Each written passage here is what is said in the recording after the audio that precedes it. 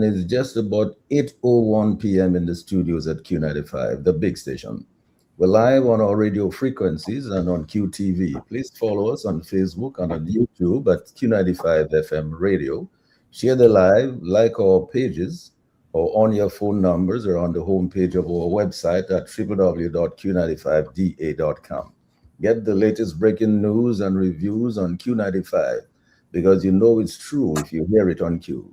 We continue to revive the spirit of graciousness, love, peace, prosperity, and unity among our Kalinago and Afro Caribbean brothers and sisters. This is our 12th Global View on Q show for 2026, and we continue to engage with our local, regional, and global Q family listeners and friends of Dominica. I'm Sheridan Gregoire, Mr. G. With me tonight, and who's not yet here tonight, is our co-host Justice Dr. Irving Andre. He'll be joining us a little bit later. But we have here with us former CSA General Secretary Alvin Thomas, social scientist Simeon Joseph, former Dominica UN Ambassador Crispin Gregoire, and political scientist Alex Bruno. Good evening to all you gentle people. Tonight we turn our attention to chasing down. Somebody has their mic on. Could you please mute your mic? So, tonight we turn our attention to chasing Dominica's missing billions and examining down the road the merits of collaborative governance or a government of national unity or a government based on proportional representation in the face of an electoral commission registration and confirmation process that is glaringly inefficient. Here are a few talking points. We are aware that this matter is now making its way through the courts, so we don't want to say anything that may be prejudicial to that case. But where have all the billions from the CBI program gone? How do we recover Dominica's billions that may allegedly be hidden in mysterious accounts? And what legal tools exist to repatriate Dominica's missing wealth? How can conscripted foreign entities be used to help Dominica recover and repatriate its looted wealth? How do we stop kickbacks paid to unscrupulous politicians? Why is Hayden's company taking Dominica to court? And why is a Trump company gearing to sell Dominica's passports? Why did a Canadian couple in Soufrière have to die? Because they and their clients were using a road Dominicans have used for decades. And why did the IMF country report on Dominica warn us about fiscal responsibility or maybe even indiscipline concerns? Now, with all this recent talk about political divisiveness and collaborative party politics, would Dominica be better off down the road with a government made up of collaborating political parties, or with a government of national unity, or with a system of proportional representation rather than the current winner-take-all parliamentary system we inherited from the British Westminster model? For example, someone who represents a constituency of, say, 7,000 electors in a community of 9,000 residents versus someone who represents a constituency of about 700 electors in a community of just 1,000 residents. Is that a reflection of a true balance in Parliament? We'll discuss that later on in the program. So what about allowing for securing the best and diverse human capital among our politicians to govern? Would a collaboration of party system, including independence, best deliver government of the people, for the people, and by the people? We have had a semblance of coalition government when the Freedom Party joined the Rosie Douglas Labour Party after the 2000 general election. Lauren Barnes Roberts then subsequently crossed the floor from the UWP to join the Labour Party. And thereafter, Julius Timothy and more recently, Joseph Isaac followed suit. How did this work out? And finally, will we succeed in getting all eligible Dominicans truly registered and confirmed by October 2026, considering that the current registration and confirmation process is so grossly inefficient? And here is a question. Are opposition candidates ready to contest an election by December 2026? Just asking. We can discuss that. So we look forward to the contributions of Justice Dr. Irving Andre, former CSA General Secretary Alvin Thomas, social scientist Simeon Joseph, former Dominica UN Ambassador Crispin Gregoire, and political scientist Alex Bruno, on this topic, chasing Dominica's missing billions and examining the merits of collaborative governance or a government of national unity or government based on proportional representation down the road in the face of an electoral commission registration and confirmation process that is glaringly inefficient. So, as usual, we invite you, our Q family and friends of Dominica, to help us give our usual huge shout out and big thank you to our farmers, our healthcare providers, our frontline workers, our police and fire officers, teachers, doctors, nurses, public and private sector patriots, and friends of Dominica at home and abroad. We welcome each and every Dominican and friend of Dominica to the Global View on Q. We embrace you wherever you are, in every nook and cranny, in every village, in every community at home in Dominica, in the region and globally. Thank you, Sherwin, for keeping us on the air, and thank you, Lambi, on the console directing the traffic. We will take your calls. As you know, the people's voice is always a priority on the Global View on Q. So as usual, each panelist will divide their contributions into 4 5-minute presentations, and we'll get to make a closing remark. So I want to go now to Mr. Simeon Joseph, because we don't have Dr. Andre with us here tonight. So Simeon Joseph, you can get the ball rolling. Good night, Mr. Gregoire. Thank you. Good night to our listeners. And it's a pleasure for me to be in the company of such illustrious forebearers, Crispin, Gregoire, Alvin Thomas, and of course, Alex Bruno, and hopefully Mr. Andre, Dr. Andre will join us soon. Before I begin tonight, Mr. Gregoire, I'd like to take a moment to identify and be in solidarity with our brothers and sisters from the Kalinago territory and Cassibru, Saint-Sauveur, Atkinson, and Twizel, Concord, that suffered a tremendous loss. Thankfully, we had no deaths, but there was tremendous loss in terms of property, livelihoods, and other forms of sustenance by the people in that area. It's very heart-wrenching to see what some people have gone through. Some people I know have reached out to them, and the stories are very heartbreaking, especially when livelihoods have just gone away. So I want to reach out to them. And and thank you for that, Simeon. I would like to add all our voices here tonight in support yes. of the remarks that you're making in that regard. We really wish them all the best in the suffering there tonight. And as we think about it, it reflects. But Mr. G, once again tonight, you've given us quite a lot of food to chew on. The menu is very extensive. Well, I've always illustrious guys that I have to give you work to do. So, I would, after having reviewed all the questions that you have posed for us this evening, I think 3 things come to mind. The first thing that comes to mind is accountability. How do we improve accountability? The second thing that comes to mind from the questions that you asked is something that I would want to refer to as collaborative governance. And also, I think underscoring all of that is the situation or the question of how do we enhance public trust in Dominica today? And I'm saying all of that given the context of the points that were raised.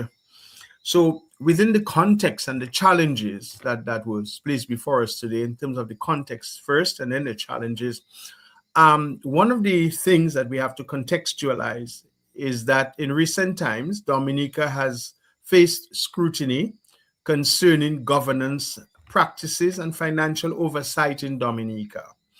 The allegations include very opaque management of the citizenship by investment revenues, the misallocation of special funds and public funds from funding agencies, a lack of transparency in awarding government contracts, and weak enforcement of accountability mechanisms in government.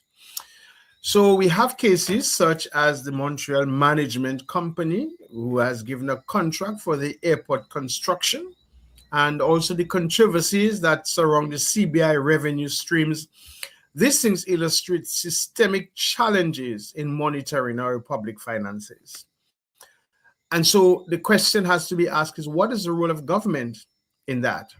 When we think of all of that and where Dominica is now, as we think politically what is happening, as we look at the landscape, we cannot underscore the fact, we cannot overlook the fact, that government, for all intents and purposes, has a primary responsibility to ensure that the public funds are collected, they're allocated, and expended transparently. This is not happening. Oversight bodies such as the Director of Audit and the Financial Intelligence Unit ought to play a critical role in monitoring compliance. And the question is, are they? For all intents and purposes, we can say that is not happening.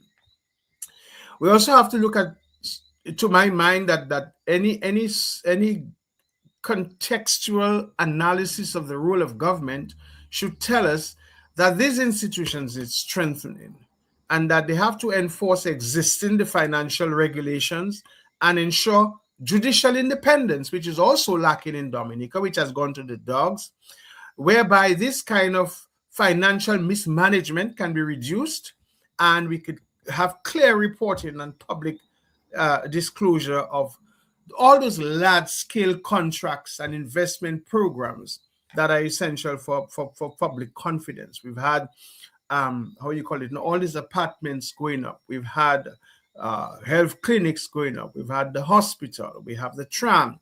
We have the marina. And we have all those things. And one of the things that ought to be on the forefront of worry of every Dominican is how have these large-scale investment programs been awarded. We've had very little oversight, very little application of the judicial financial management in that regard. You've also asked us to look at, however, issues. I think the word that you used was collaborative. And I want to say, to me, I like that word because in recent times, there has been a lot of talk about political coalition and political coming together and political unity. For me, I like the word collaboration because it dismisses the notion of just accommodation for the sake of accommodation. And so when we think about that, we need to perhaps, for the purpose of our discussion tonight, think of when we speak of any coming together, what are the merits of collaborative governance? Because it seems to me that's what Dominica is lacking. And that's what any notion of political coming together has to bear fruit about. What kind of collaborative governments do we get? Where the government works closely with civil society, or the different community representatives, and the different independent oversight bodies that will offer the benefits that we need. So, what are some of those benefits? Transparency.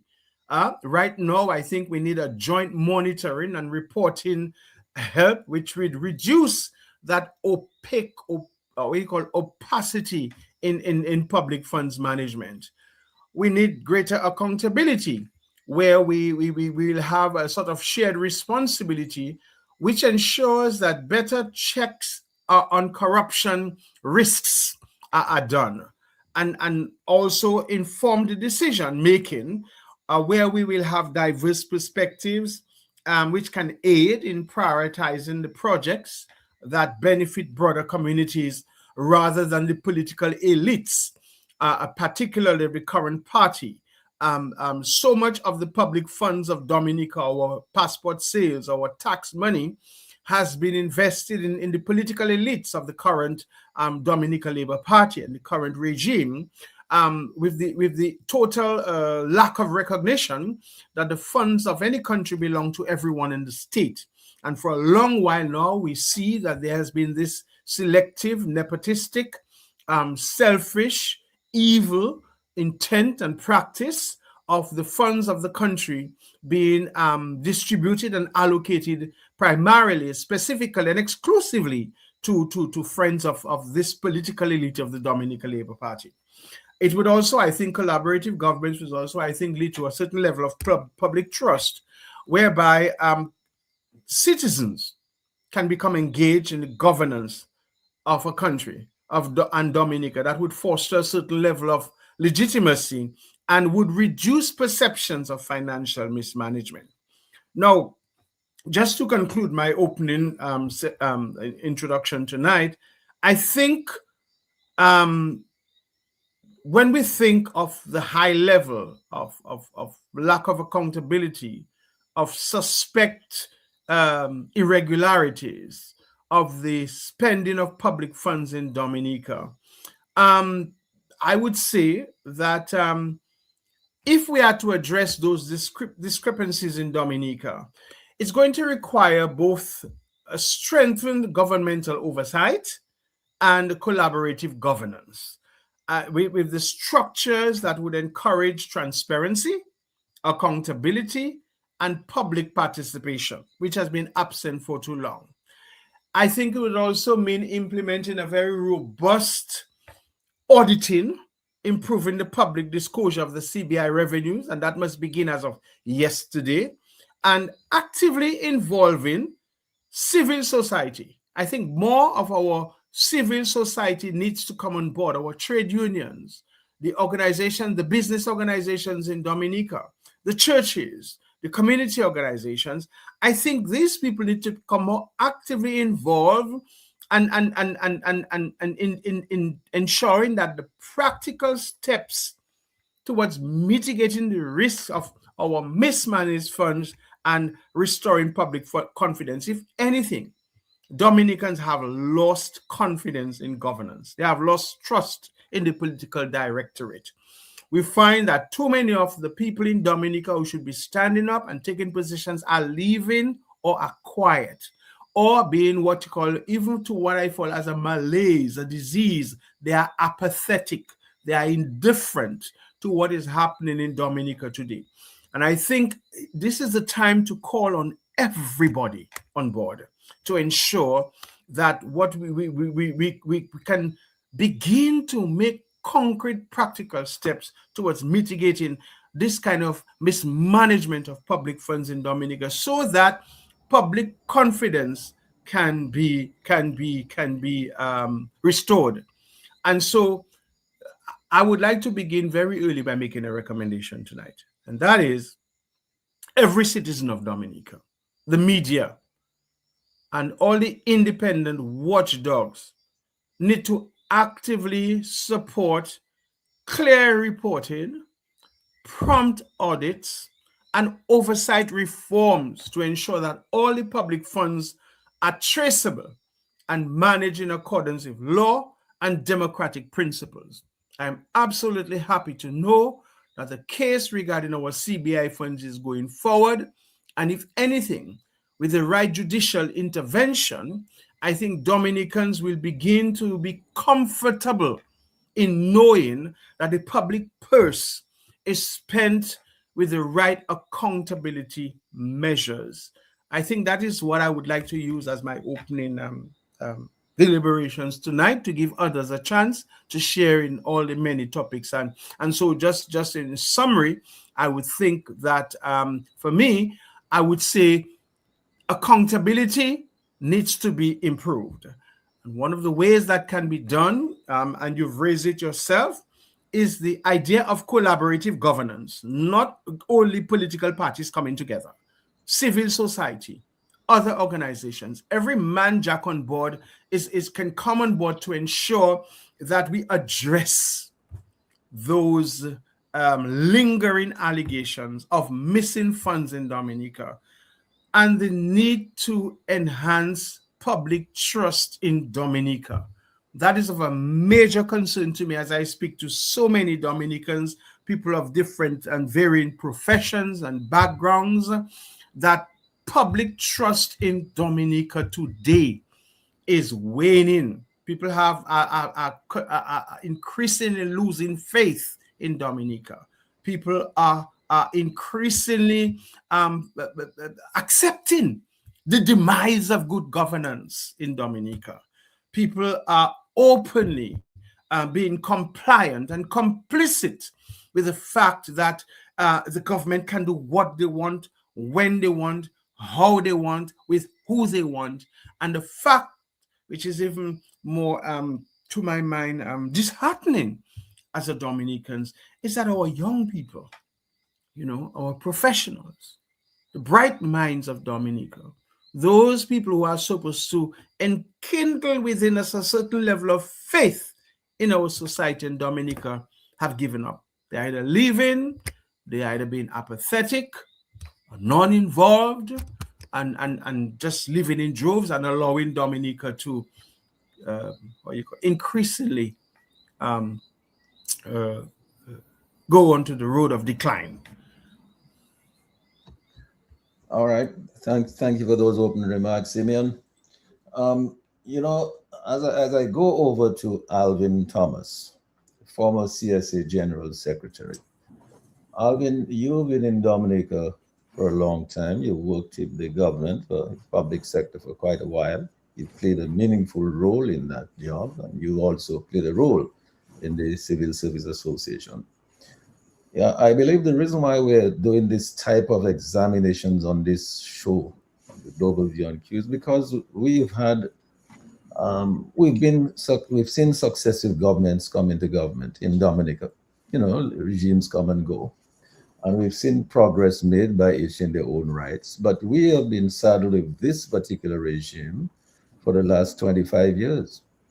And when we do an examination and a comparison of the state of development of our neighbors, who we were ahead of many years ago, we notice that we're lagging behind now. So all these things that Simeon is talking about, the lack of transparency and accountability and so on, this is probably the reason why we're not able to make as much progress as we used to. We lost so much of our manufacturing sector, our agribusiness sector, our agriculture, a lot of the stuff we lost, our local tourism accommodations.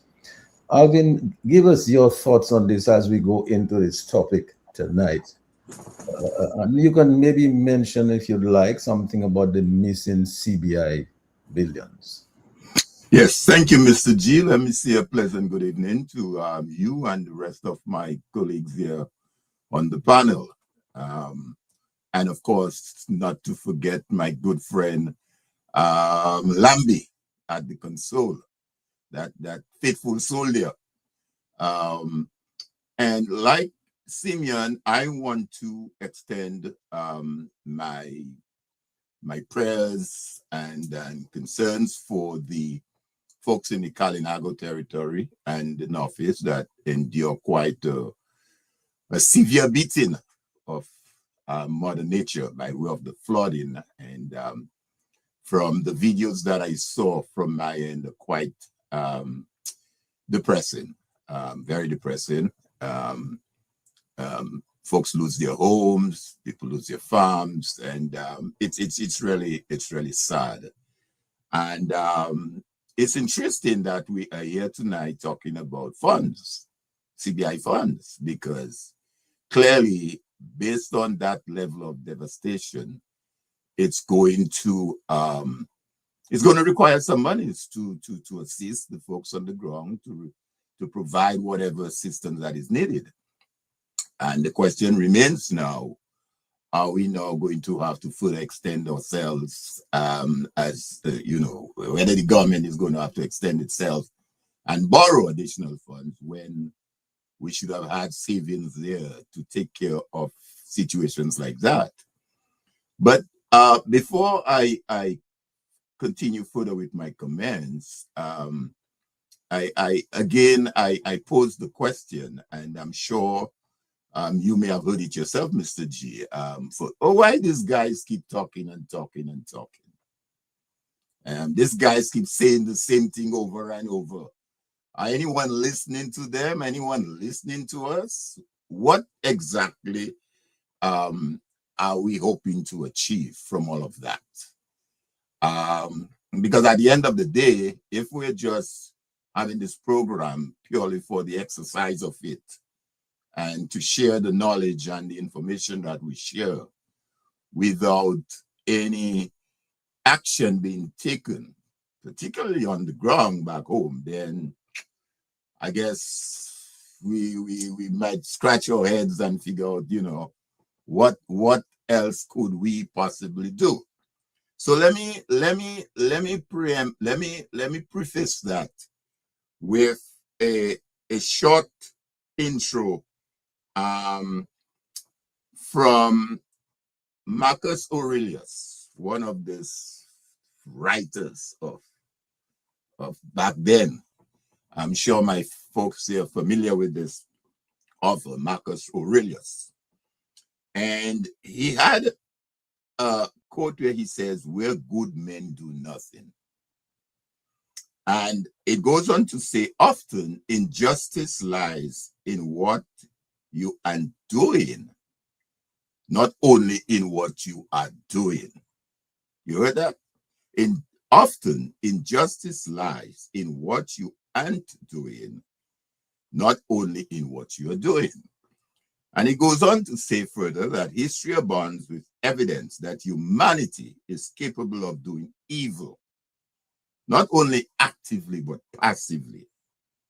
In some of the most shameful moments, from slavery to the Holocaust to segregation to the murder of Kitty Genovese, that was an American woman that was brutally murdered. Guilt wasn't limited to perpetrators, but to ordinary citizens who, for a multitude of reasons, declined to get involved. It's that old line: all evil needs to prevail is for good men and good women to do nothing. It is not enough to just not to do evil. You must also be a force for good in the world as best as you can, unquote. And I'm saying this to say, to pivot on what Simeon said.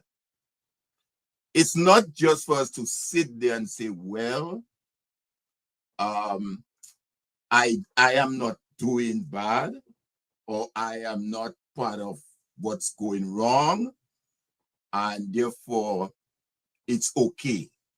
It's not okay. And therefore, what we are doing here by this program is to ensure that when we see that level of injustice taking place, that as good men and good women, we do something, we say something. We do not remain quiet. And hence the reason, Mr. G, that I welcome the opportunity when you invite me to lend my voice. Now, Simeon spoke about accountability, transparency, and governance. And I will sum up all of that in one line: the rule of law. Where a country does not regard the rule of law, then you have crisis, you have chaos. I have said on this program before, I am fortunate to have gotten learned some of my leadership skills, qualities, whatever you want to call it, values, by having been a member of the Dominica GCs. You know, several persons in Dominica, men and women who have gone through that Dominica GCs. And in our creed, one of the tenets in our creed says, government should be of laws rather than of men. Government should be of laws rather than of men, meaning that there must be a rule of law. And within the context of the CBI and all the other areas that you mentioned this evening, it boils down to one simple question: the breakdown of the rule of law. No law. And I think someone, I don't want to misquote, but someone said no law, no constitution will prevent them from doing whatever they want to do.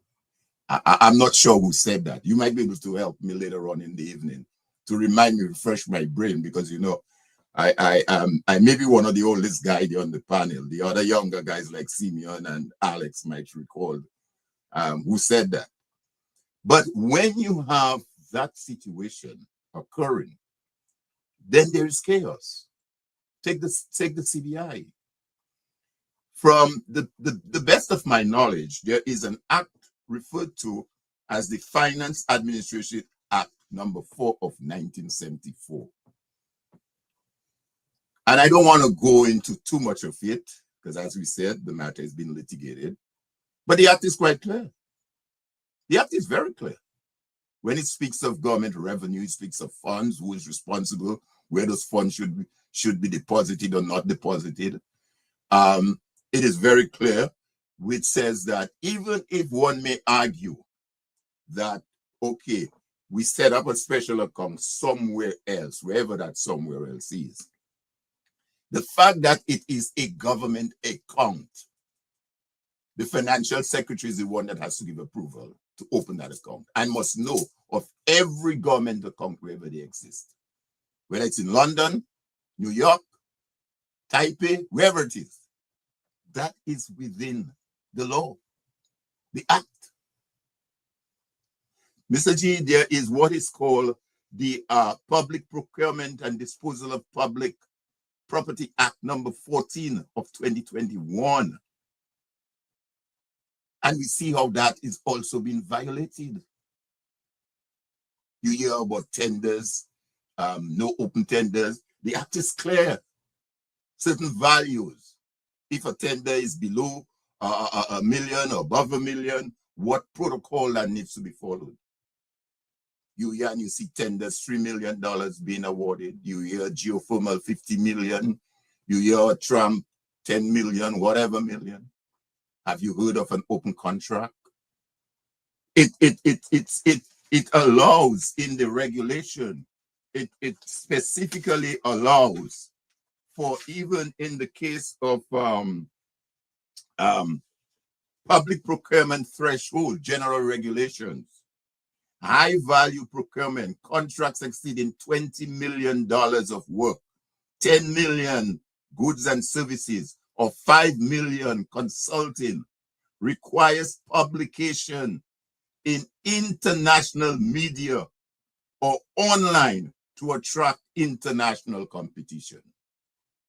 So not just open to us, the local people, but even internationally, consulting contract of $5 million or more.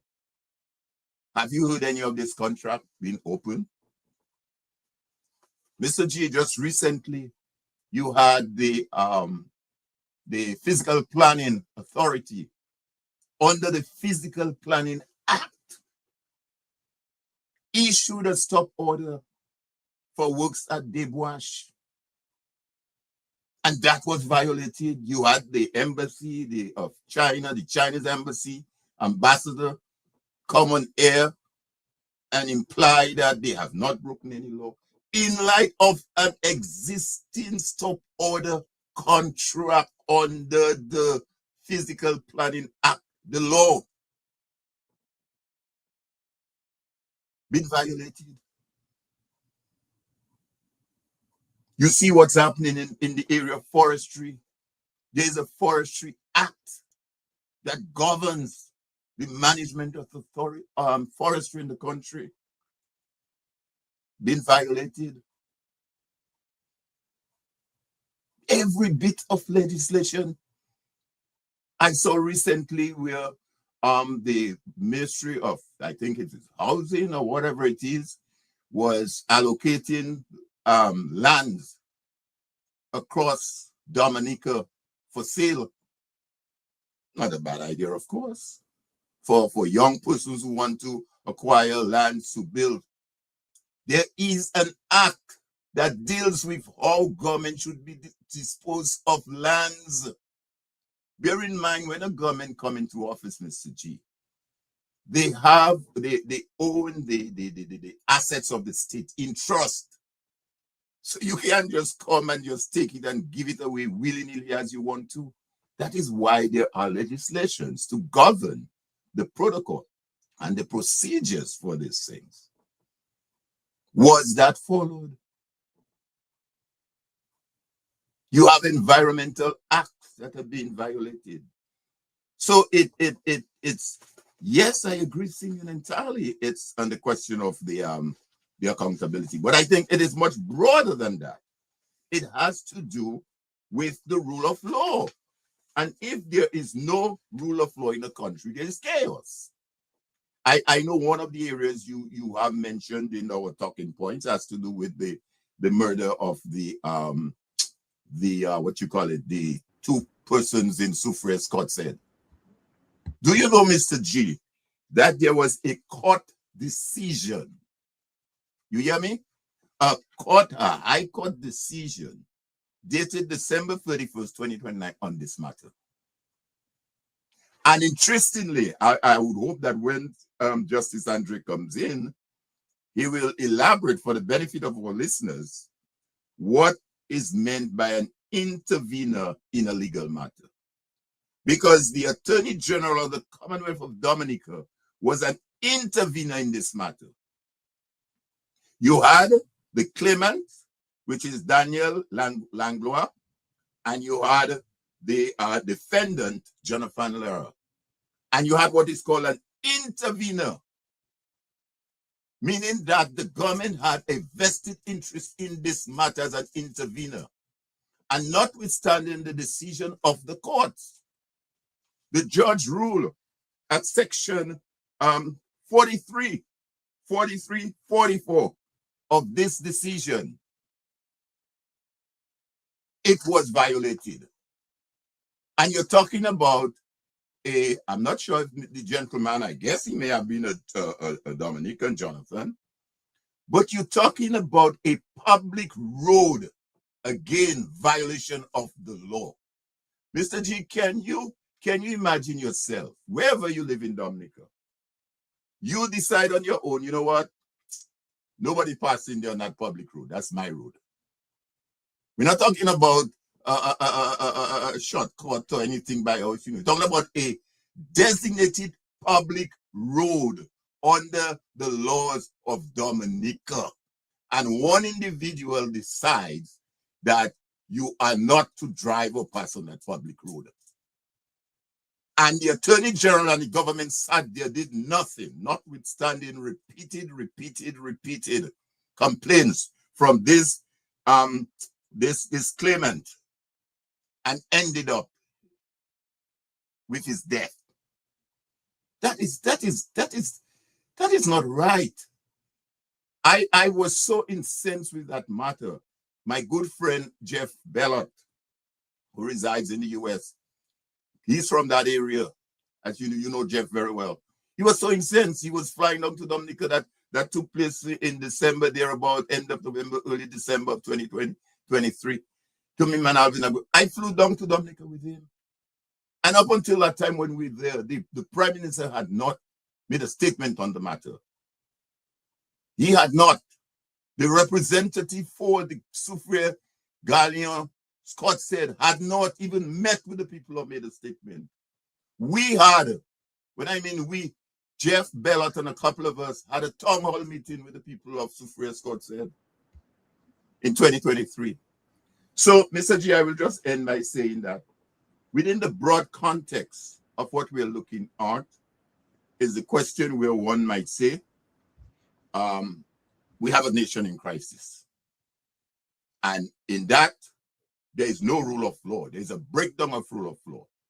And where there is no rule of law, there is chaos. There is no order. I mean, I can go on and on. The Integrity Commission is another area.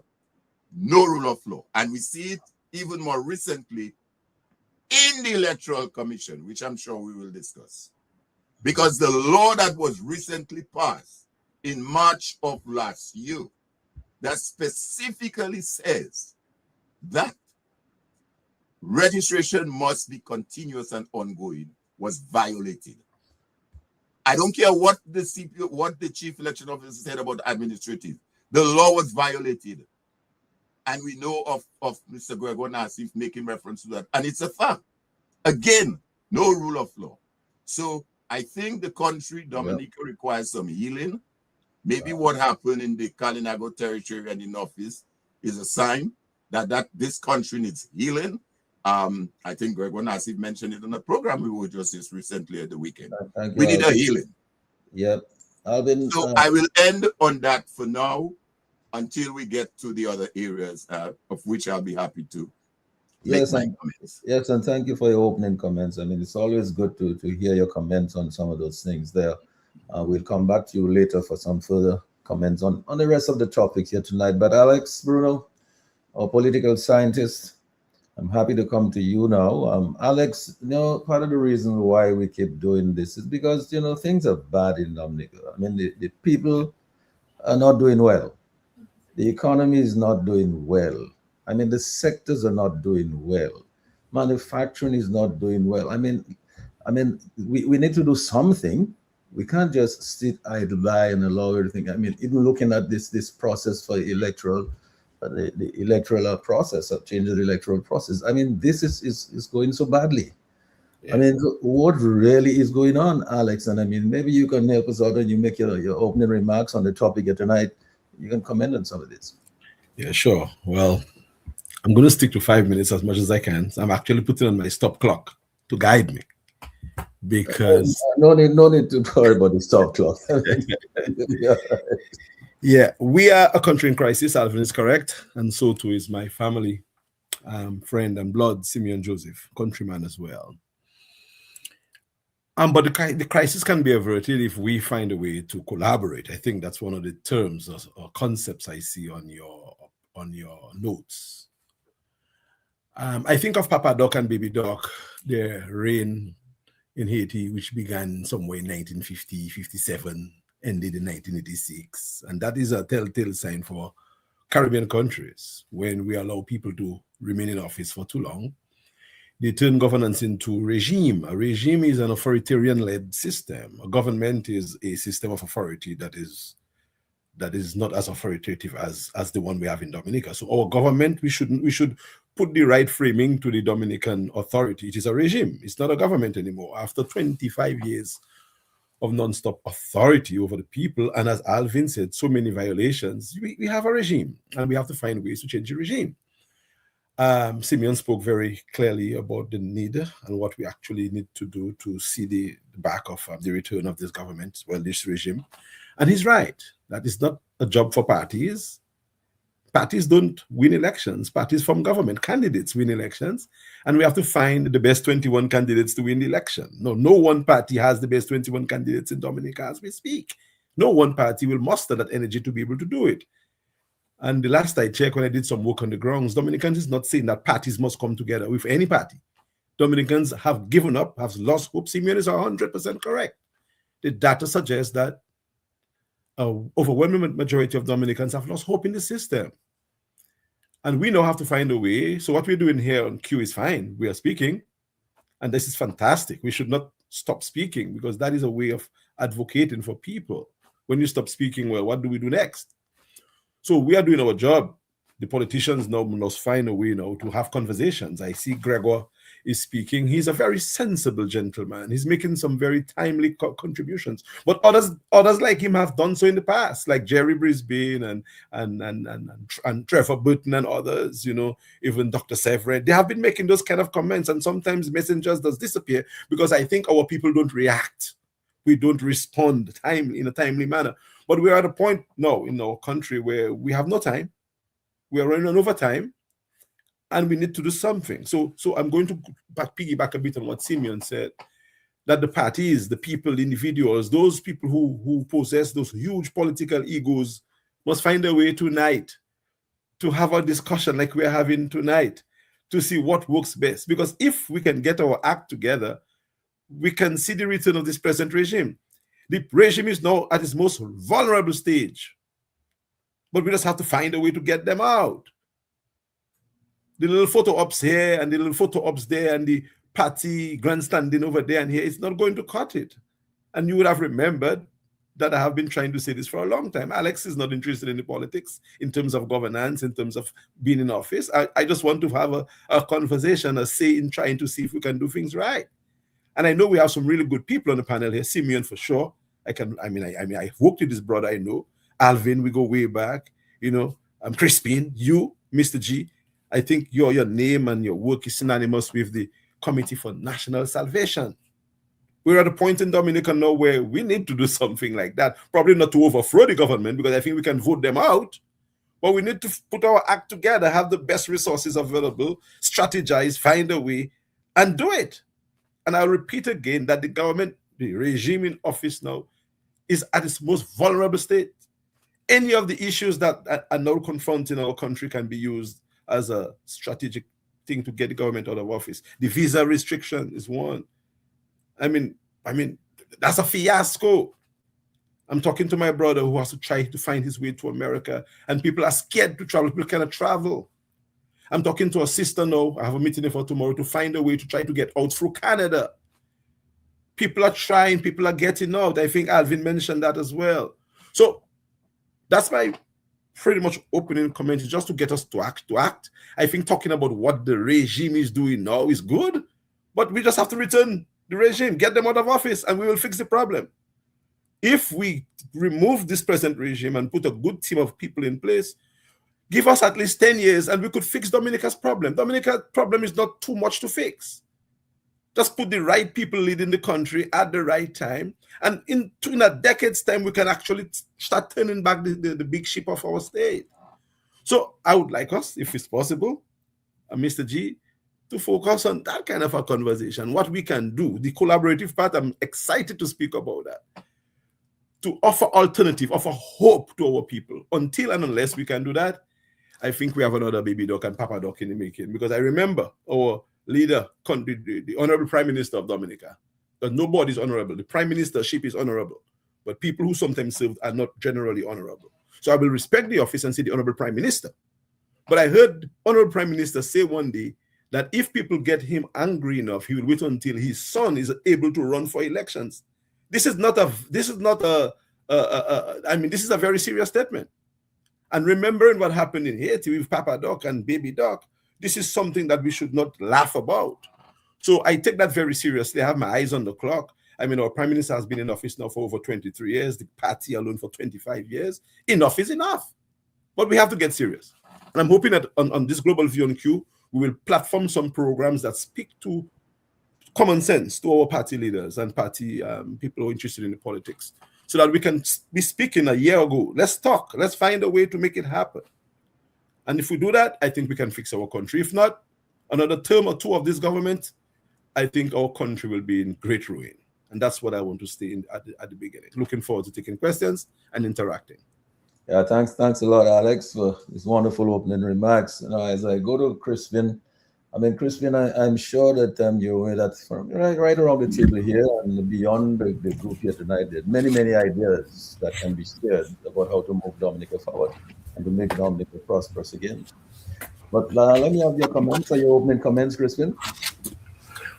Yes, good evening, Mr. G, and good evening to my fellow panelists, Simeon and Alvin and Alex.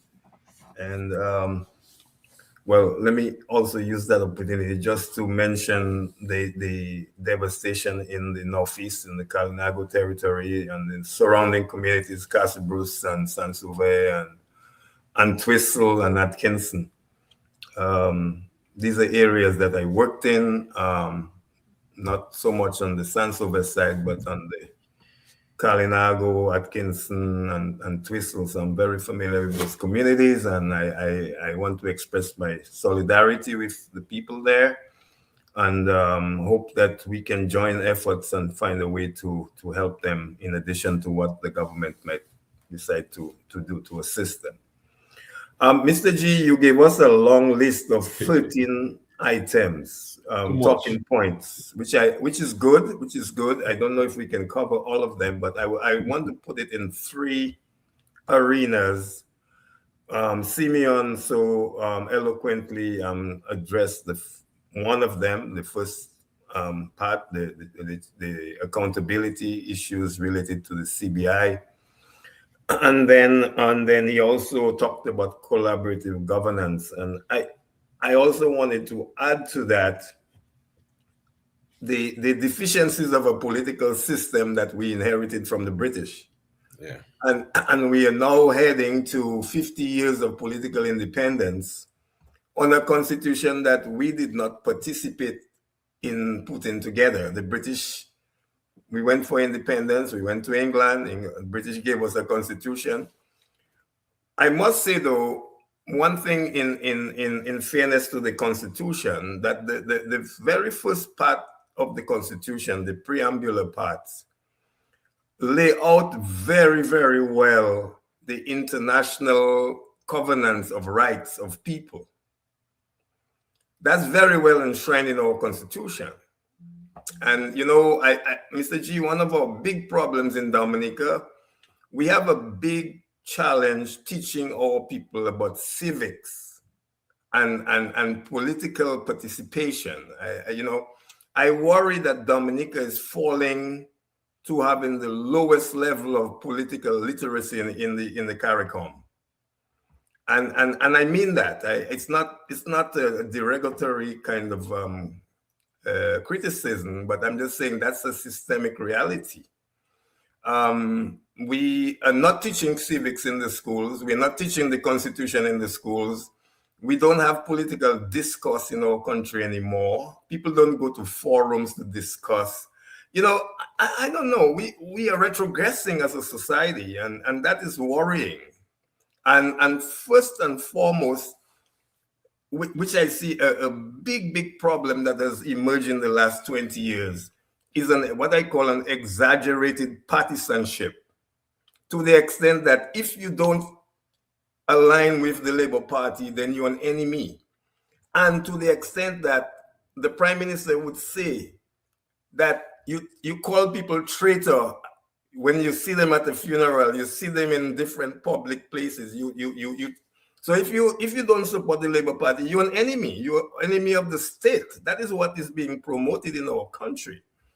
And that's worrying, because we are really we have made some progress along the road of authoritarian governance, which is the dictatorship. And one can see that just by the assault on civil society, a great assault. I mean, to the extent that you can't speak in Dominica anymore, or they haul you before the court, or they lock you up in the filthy prison at the police headquarters. So for your rights that you have under the Constitution.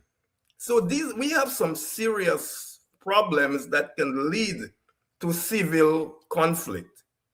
And when you put on top of that bad elections, fraudulent elections, and then you have a government in office right now, they only have 30% support at the last sham election they called 2 years ago. So really, I mean, you have people who say they are ministers. There was no contest. And the worst part, the Labour Party, after 20 years, can only muster about 13,000 votes at an election where the opposition doesn't participate. What is this? I mean, you know, this is really, we have Simeon Joseph and Alex Bruno and Alvin Thomas. You guys are well honed on politics and political discourse and theory. What is happening to our country?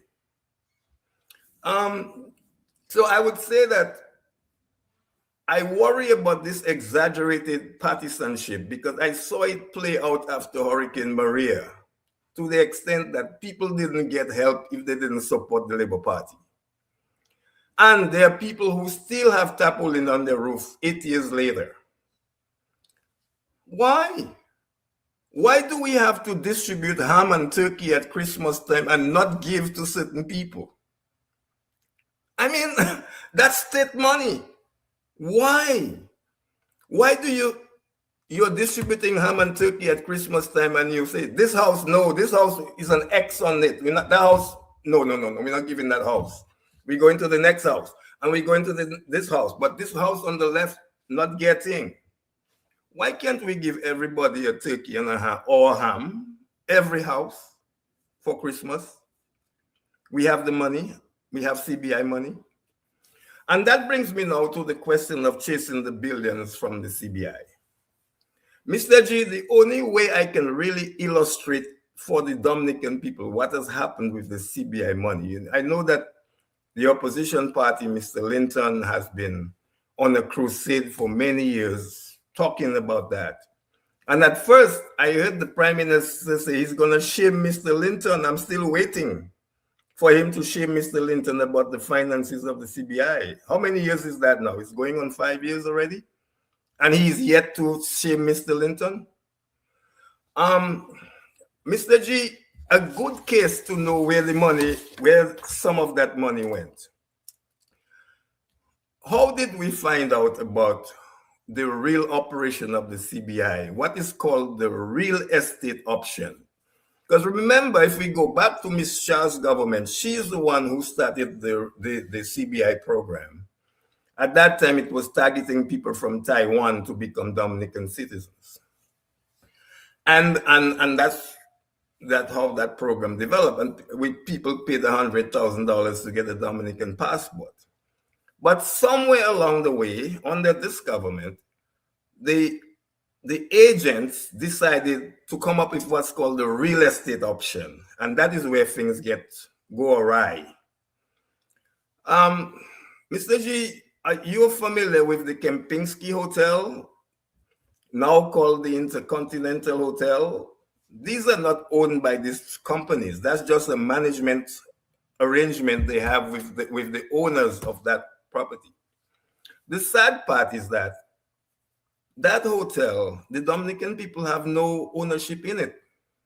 Yet, the Dominican people, their passports were given to that company to sell. And here's what happened. There was a court case in New York Supreme Court in 2019.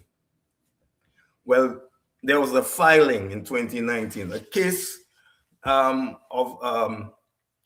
it's called Range Developments, Range Partners, Range International Consultants. They were being challenged by a man who is supposedly a Dominican ambassador at the UN. His name is Paolo Zampoli. And Paolo Zampoli filed a case in the court saying that this company that built the Kempinski Hotel, they owe him $7 million. Why? Because he was part of the idea to build the Kempinski. And for that, he wants $7 million.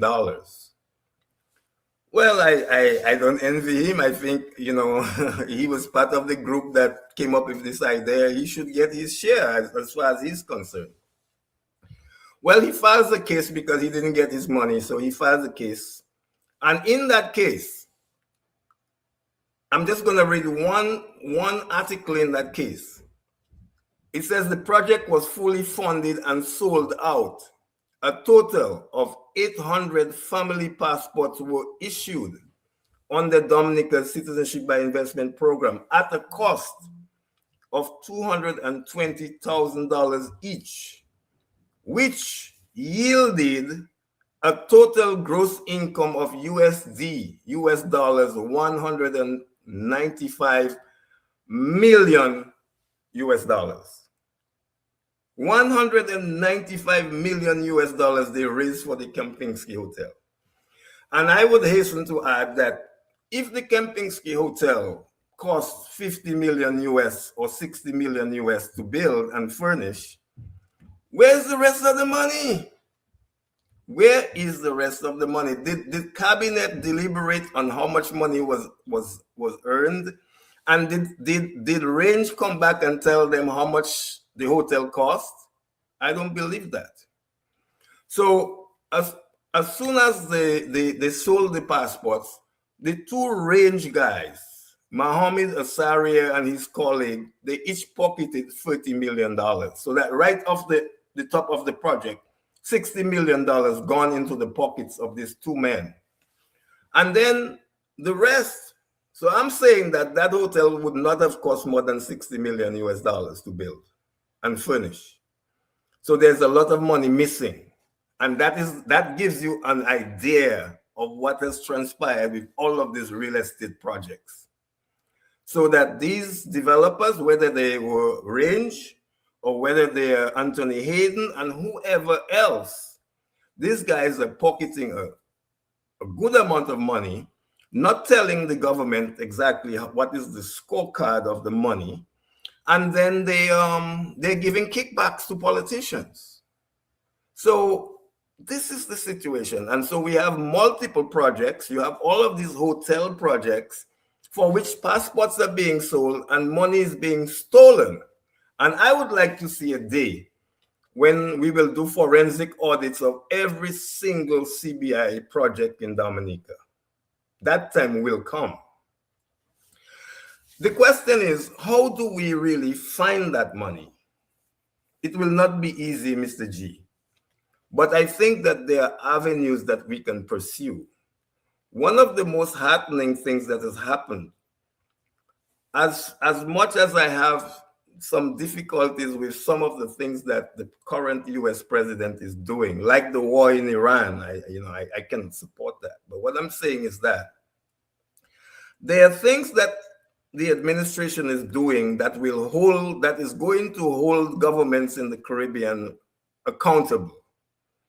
And these 5 countries that are doing CBI programs, they're under serious scrutiny from the US Department of Treasury and the Department of Homeland Security. These 2 entities, I think we can rely on them, not totally, but in some ways, to help us find where the money is. Now, the US Treasury, because this money is in US dollars, they know where to find the money. The US Treasury certainly knows how to find that money. Then you have the European Union, who are very concerned about that money not being in our treasury. And they're putting pressure on this government to do that.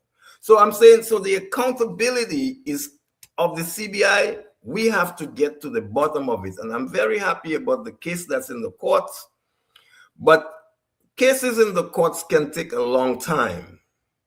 I think that the accountability that is facing the Dominican people, if you want to come to accountability, you have an election coming up before the end of this year, I believe.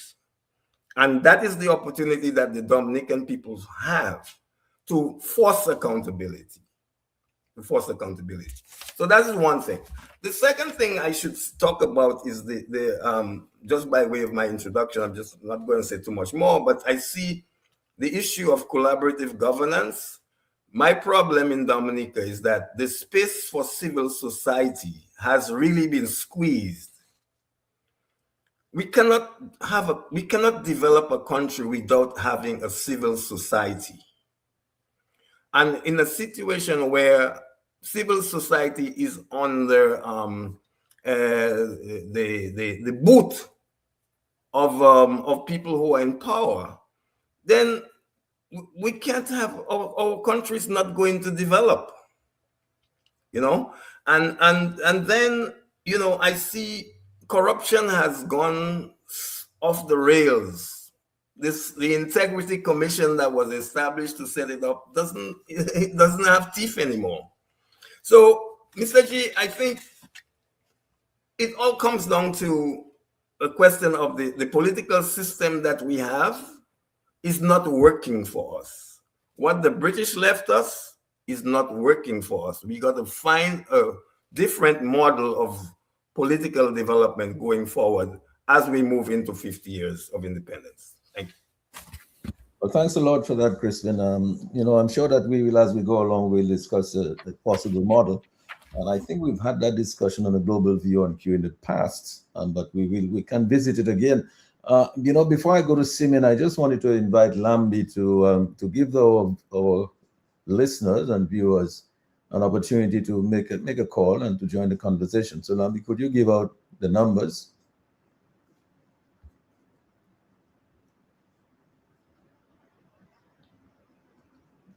The numbers are as follow: 449-3095, 449-3096, 449-3097, 616-4257. Those are all local numbers. The overseas or international number is as follow: 305 432-9624. Let me run those numbers one more time.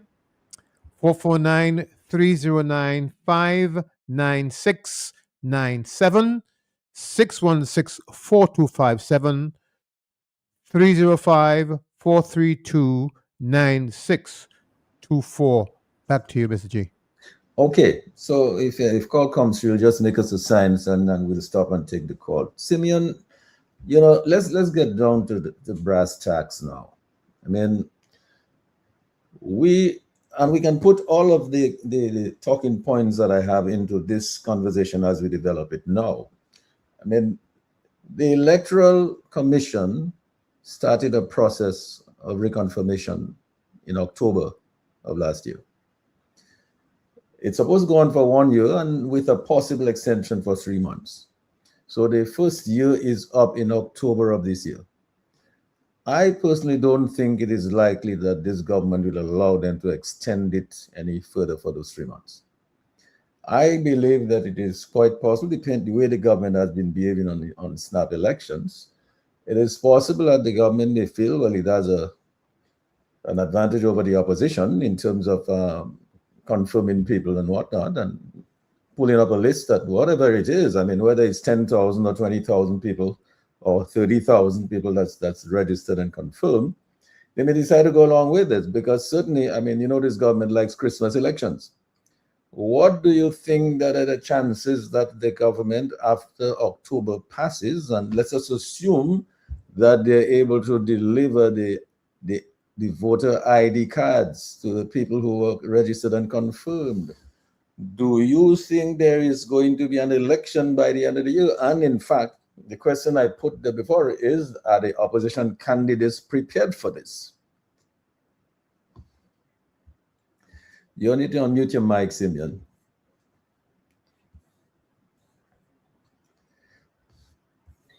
One second. Yes, you're good. No, you muted again. Okay. Right, now you're all right.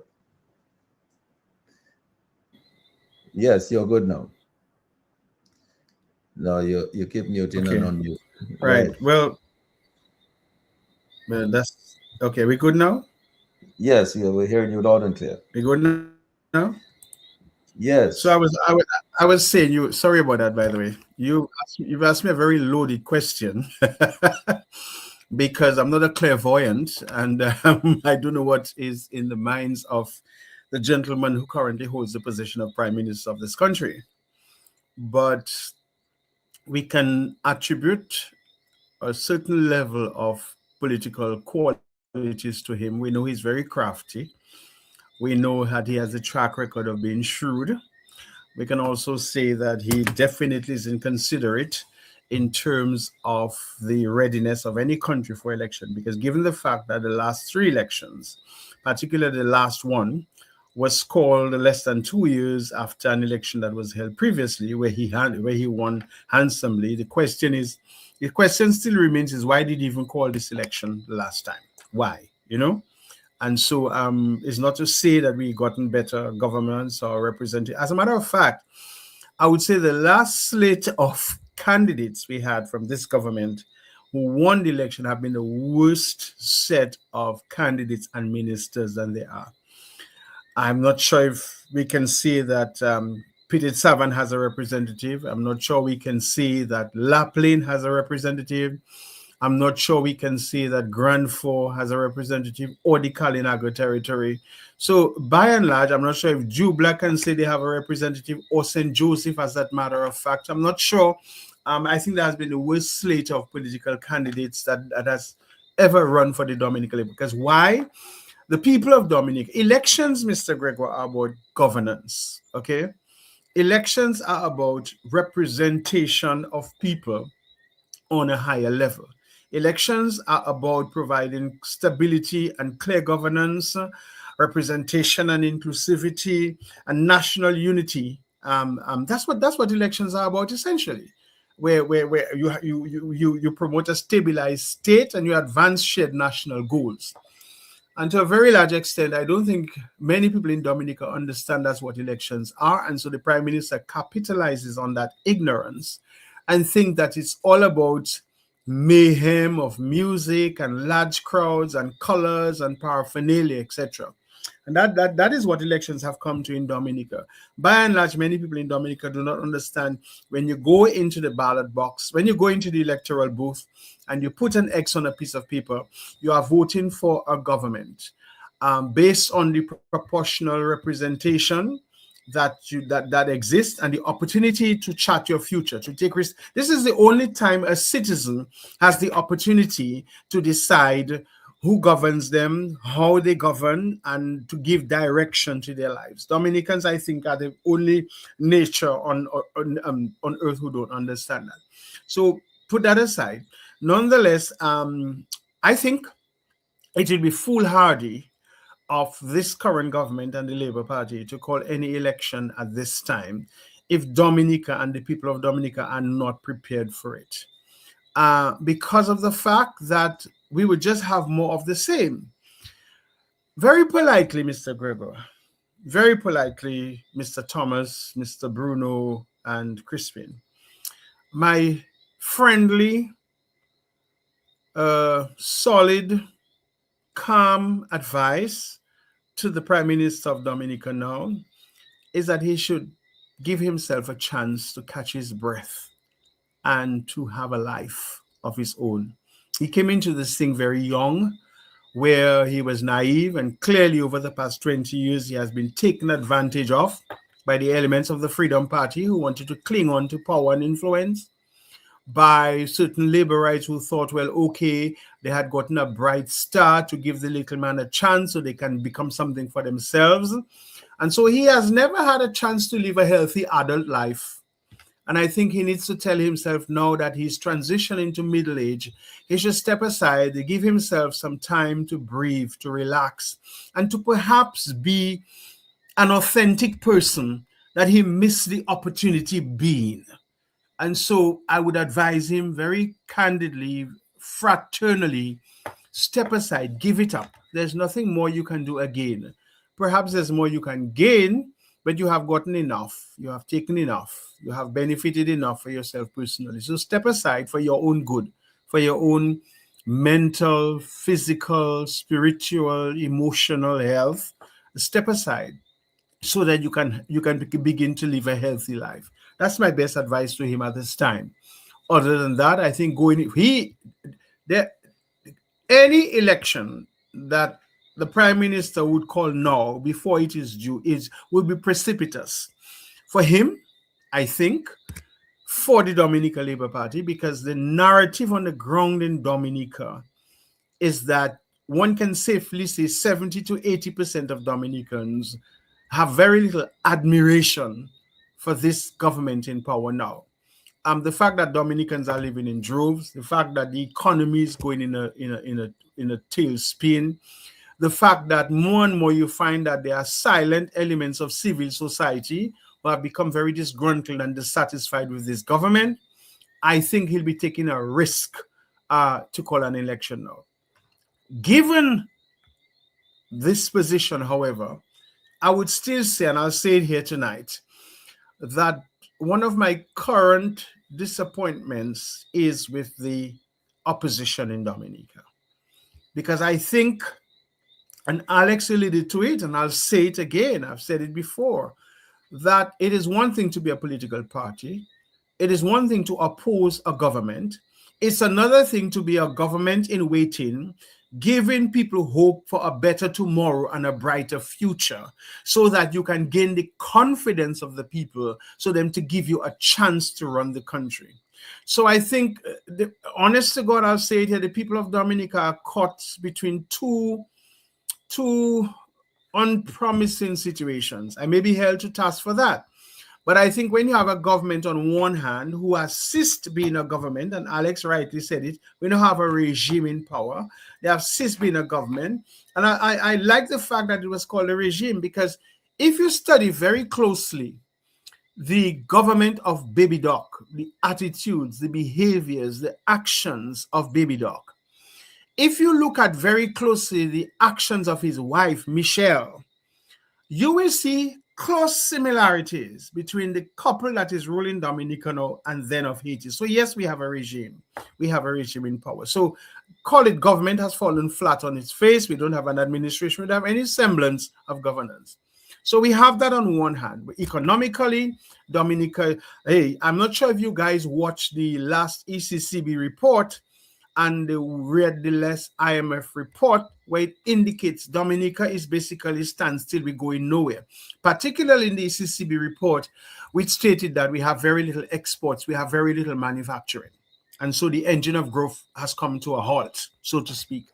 So that is on one hand.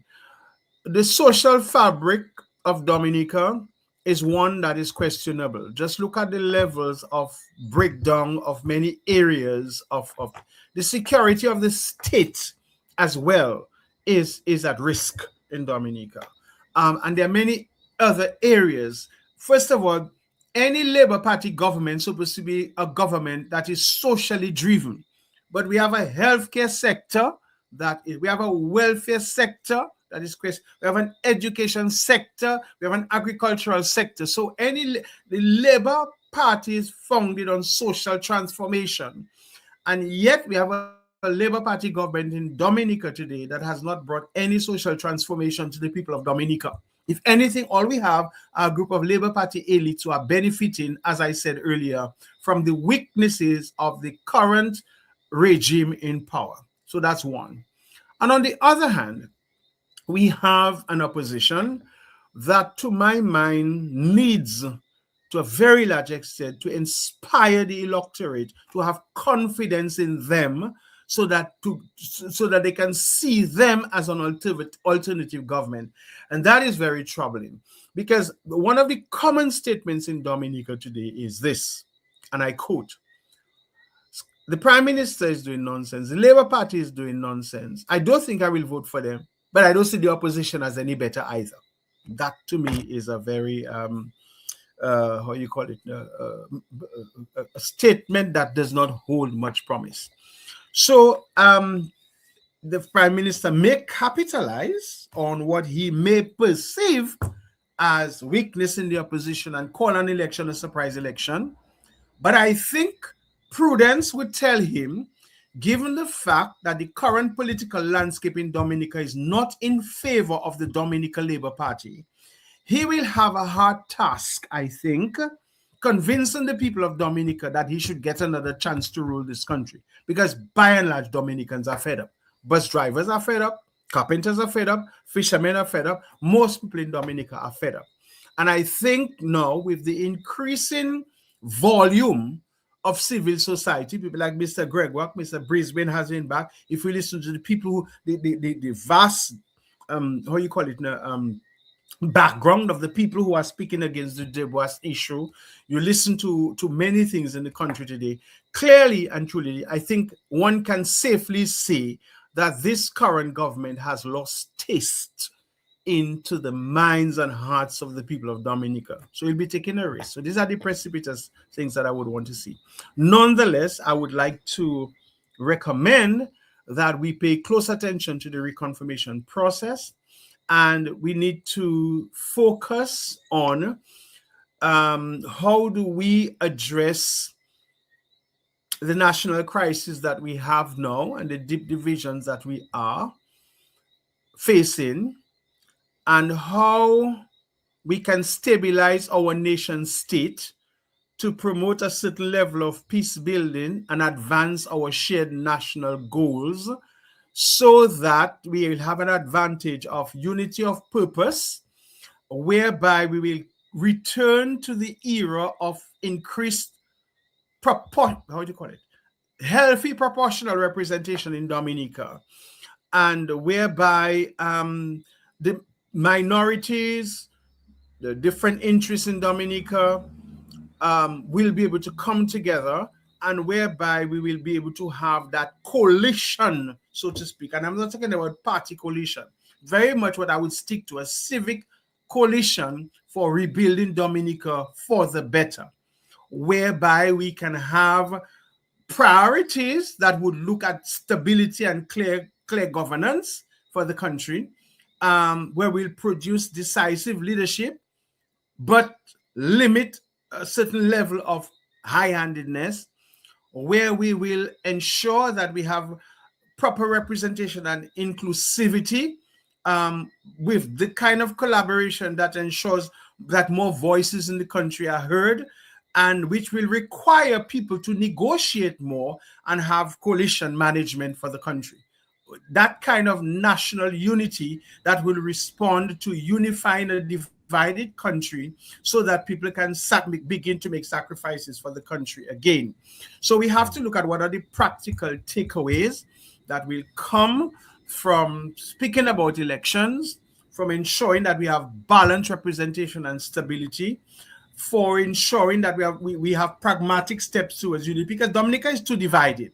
And that is one thing that any future government is going to have to work on, bringing the people of Dominica back together in a stable, homogeneous, collaborative way, so that people can work together, where people are willing to compromise, and where we will have an institutional design that encourages cooperation, transparency, accountability, and where we'll have the right system outright.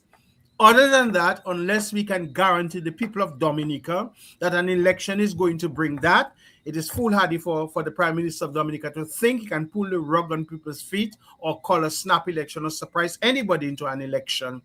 And as well, that the current opposition forces in Dominica, not understanding that it's not just removing Roosevelt's Skerrit. Yeah. It's not just that.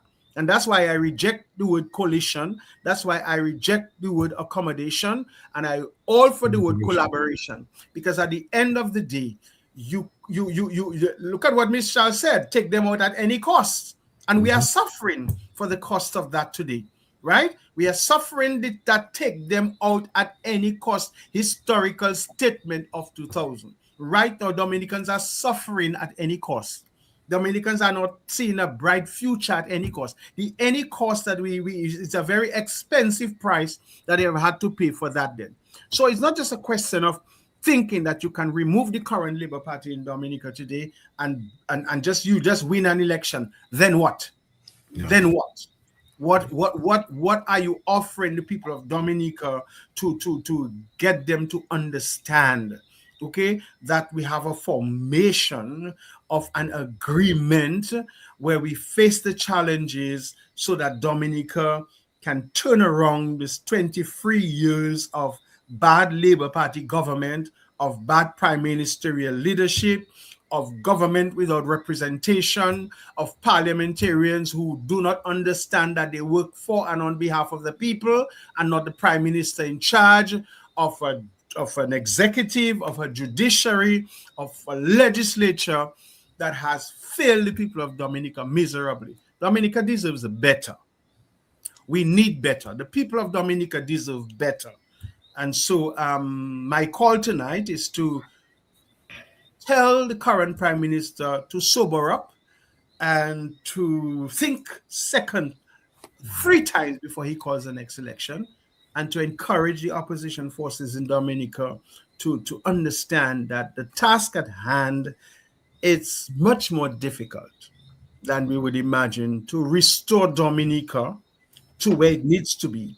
And I have great faith in Dominica. We have been proven in the past that we could have been a very formidable country. We have been set back 23 years, because when you look at 30 years ago, Dominica was ahead of St. Lucia, St. Vincent, Grenada, Antigua. 30 years ago, we led the way in agriculture. We led the way in education. We led the way in health. We led the way in communication. We led the way in many areas. Today, we led the way in harnessing our natural resources. Today, tourism. Today, we are behind. So we have been deprived of 23 years of bad governance. We have to turn that around. And this gentleman must find some peace of mind, some peaceful place where he can have a peaceful heart, and allow Dominica to breathe. Well, thank you for that intervention, Simeon.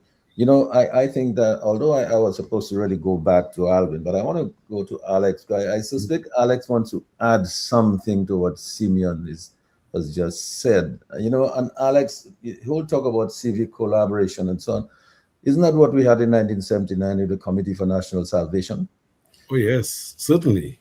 And I think we should learn from history. Alvin knows a lot about that too. We should certainly learn from the past. The things that we need to do, I mean, it's so glaring and so clear. And I'm happy that Simeon spoke about the unpopularity of the current regime and the leader. And data is what I live and die by. That's what I do. And just to give some support to my brother and friend and family member, Simeon, when he talked about the unpopularity of the present prime minister. In a survey just about 18 months old, the question was asked, in your view, should Roosevelt Skerrit continue to serve as Dominica's prime minister beyond his current term? 73% of Dominicans say no, including labor rights. Only 15% popularity. Yes, that he should continue. And another question was asked of the people, and I think I have shared some of that information with my good friend Alvin. So Alvin can attest to that. We had conversations about those things because data is what they use to beat us. So we should use the same data to beat them too. You cannot go to politics in the modern time without the strategic, scientific driven data that help you to win the elections. You have to see what people are saying. Do you believe that the DLP should continue serving as Dominica's government past the current term? 67% said no, including labor rights. 19% said yes. So in the teens in terms of popularity of the present government. So Simeon is correct. Rate Roosevelt Skerrit's job performance as Prime Minister of Dominica. Excellent, 1%. Great, 1%. Good, 15%. Average, 38%. Poor, 33%. So you see they're in the little teens in terms of popularity. So we don't have a popular government or regime in office. We have a regime that is hanging on to power by a very reduced majority. And Crispin said he talked about the 30% in terms of support that the government has, and the poll actually found it. That 33% of the people said that they did and would support the party in power now. So I just wanted to jump in there to give some strength to what Simeon said. I guess Simeon must have done some work on the ground, some scientific work on the ground as well. But that is what the data is telling us. And Simeon is correct again when he talks about the team of individual to rival the present administration. Dominicans are not favoring a coming together of all parties. They are saying if people can find a way to work together and offer hope. Simeon spoke to that as well. Taking now the government now is not all. You have to offer hope. You have to offer a new perspective, a new way of actually governing our country. And people will come to you. And Simeon is correct. If the prime minister calls the election now, he might woo the day that he calls it. He most likely will lose, but the team who's going up against him must be organized to win. So I just wanted to jump in there to really give some strength in terms of using the data to support Simeon, because he's right on the money when it comes to this. And that's what I think we should be doing now. Call out the errors of the present regime, but prepare to replace the regime by offering the people something that works.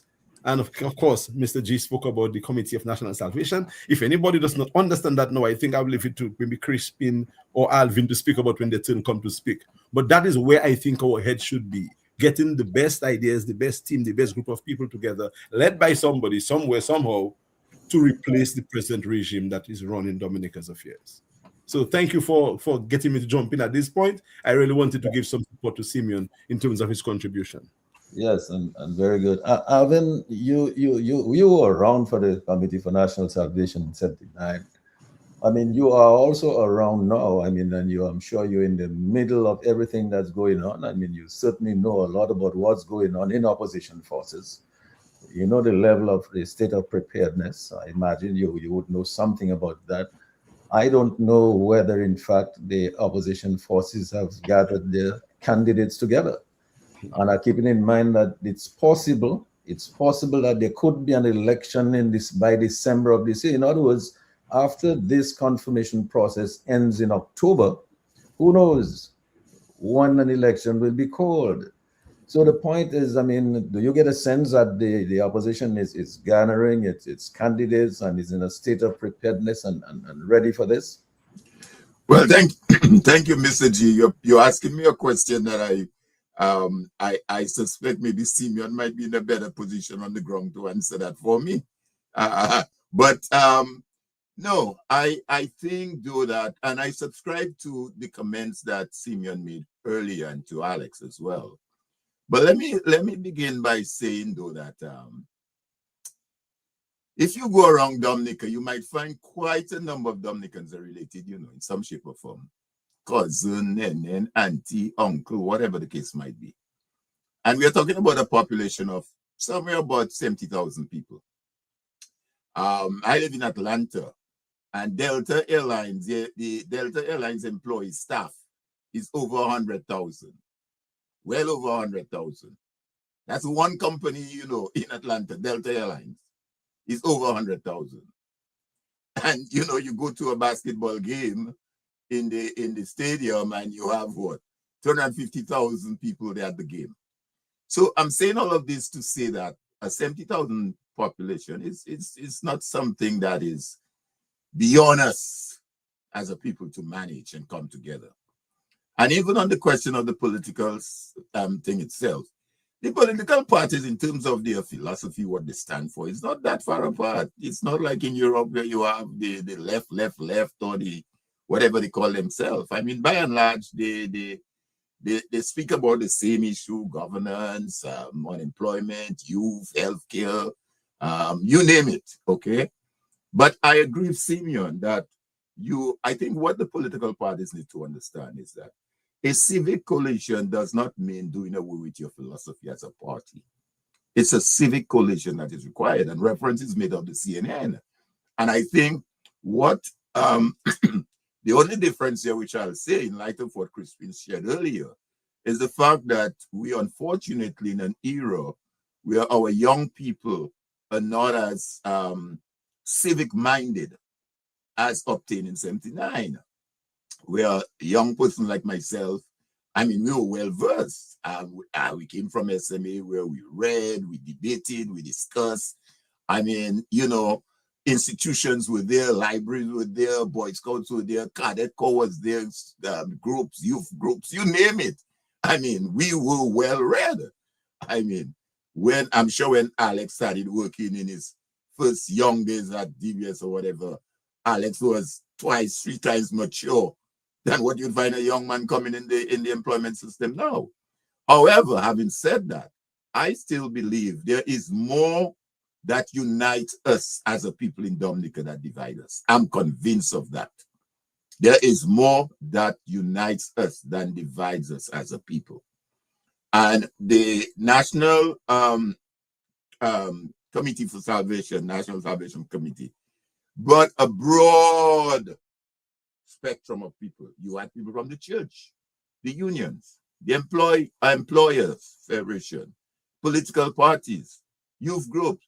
I mean, remember when the National Committee for National Salvation, you had persons, for example, like Pierre Charles represented there, who was considered quote unquote leftists, but he was part of the dialogue and the discussion at the time. And I think that can happen even now. But let me maybe piggyback on what Alex. Well, before I go to Alex, I agree with Simeon in his expression of what the Prime Minister, the advice of the Prime Minister. But we see when power, absolute power, corrupts, and these guys don't see that, you know. That advice is just like water on a dog's back. I mean, we saw what happened in Grenada. We saw what happened in St. Vincent. I mean, when these guys are in power, they don't give that up easily, no matter what. Now, what is likely to happen is that if, God forbids, and I hope, I want to say so cautiously, that he gets into office, in light of what is going on currently, you're likely to have serious civil disobedience in the country. That is a possibility. We can't rule it because people will take so much and no more. And do we want to go down that road? History has a way of repeating itself. So I think the advice in itself is good advice. But having said that, the next election is constitutionally due in December of 2027. So we have pretty much another whole year plus. I think based on what Alex said earlier. We need to find now, this question of hope is important. We have to give the people hope. There is no doubt about that. Whether or not there may be political parties, candidates identifying now, there has to be a sense of hope from the alternative. And alternative, again, I'm saying the alternative is not necessarily political party alternative, but the alternative of civil society, civil coalition, that this is the hope. And you know where we can begin? This confirmation and registration exercise is taking place. And I hear sometimes coming across the media, oh, the Labour Party registering their people. You, the opposition, must register your people. Or go register your people. And I ask the question, who is your people? So already we're starting on a bad premise. So the language has to change. It's not a question of the opposition making sure their people register and Labour Party, their people register. I think the opposition, and when I speak about opposition again, it's all encompassing. We must encourage every citizen of Dominica that is eligible to vote under the Constitution to confirm or register. That has to be the message. That has to begin with the hope and the seriousness that the opposition forces need to look at it. So their message must be to encourage all Dominicans. Because Mr. G, guess what? I'm sure now you have Labour supporters of the party that are not encouraged to confirm. And you may have a Labour Party supporter who confirmed today, and if the election is held 2-3 months, a year from now, may vote differently, not for the party. So I think we have to begin as the opposition, the civil coalition opposition, if that's the word we want to use tonight, must begin to create that language, that environment of that unity that we're looking for. Let me also say, though, that we should not minimize that confirmation and registration, no matter what. There is a law in place now, whether we like it or not. Down the road, we may amend it, do whatever we want to do with it, but there is a law in place now, the Registration of Electors Act 1 of 2025. And it spells out what needs to be done by way of confirmation and registration. It is unfortunate, however, as we speak, very unfortunate, that as we speak now, you only have just about 4,000 persons who are confirmed on reflecting under the Electoral Commission's website. If you go under the Electoral Commission website and you look at each month, I think the first month posted was December, January, February, March. The month, next month, I think the 15th, you should have April posted. It's less than 4,000 people, thereabout. However, at an event that was held a couple of weeks ago, 2-3 weeks ago, by the Dominica Business Forum, and I want to encourage organizations like that to do the things that they're doing. The Dominica Business Forum, they had an event at Fort Young Hotel where they had the chief elections officer present. I'm sure Simeon was there. And she indicated that they have to date had 14,192 persons apply for confirmation.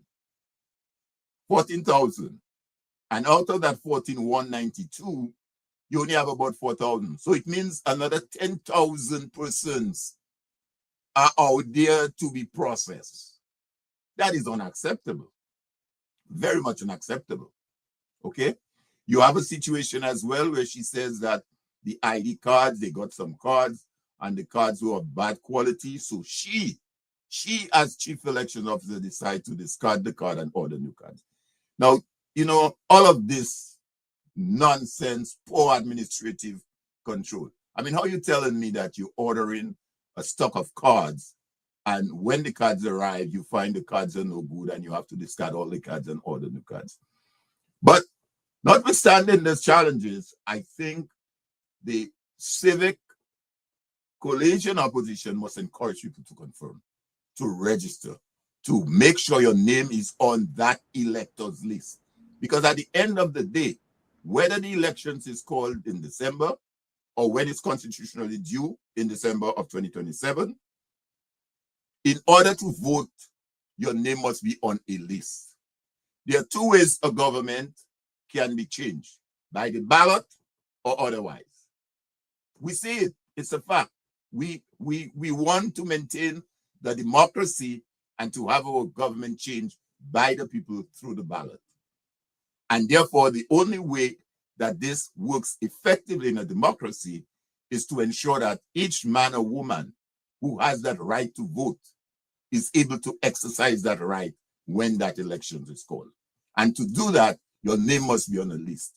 So I'm appealing to all the opposition forces on island, the business people, the trade union, the churches, all of the various organizations, to encourage Dominicans to go out and have their name confirmed, or those who are eligible to register who are 18 years and over to register.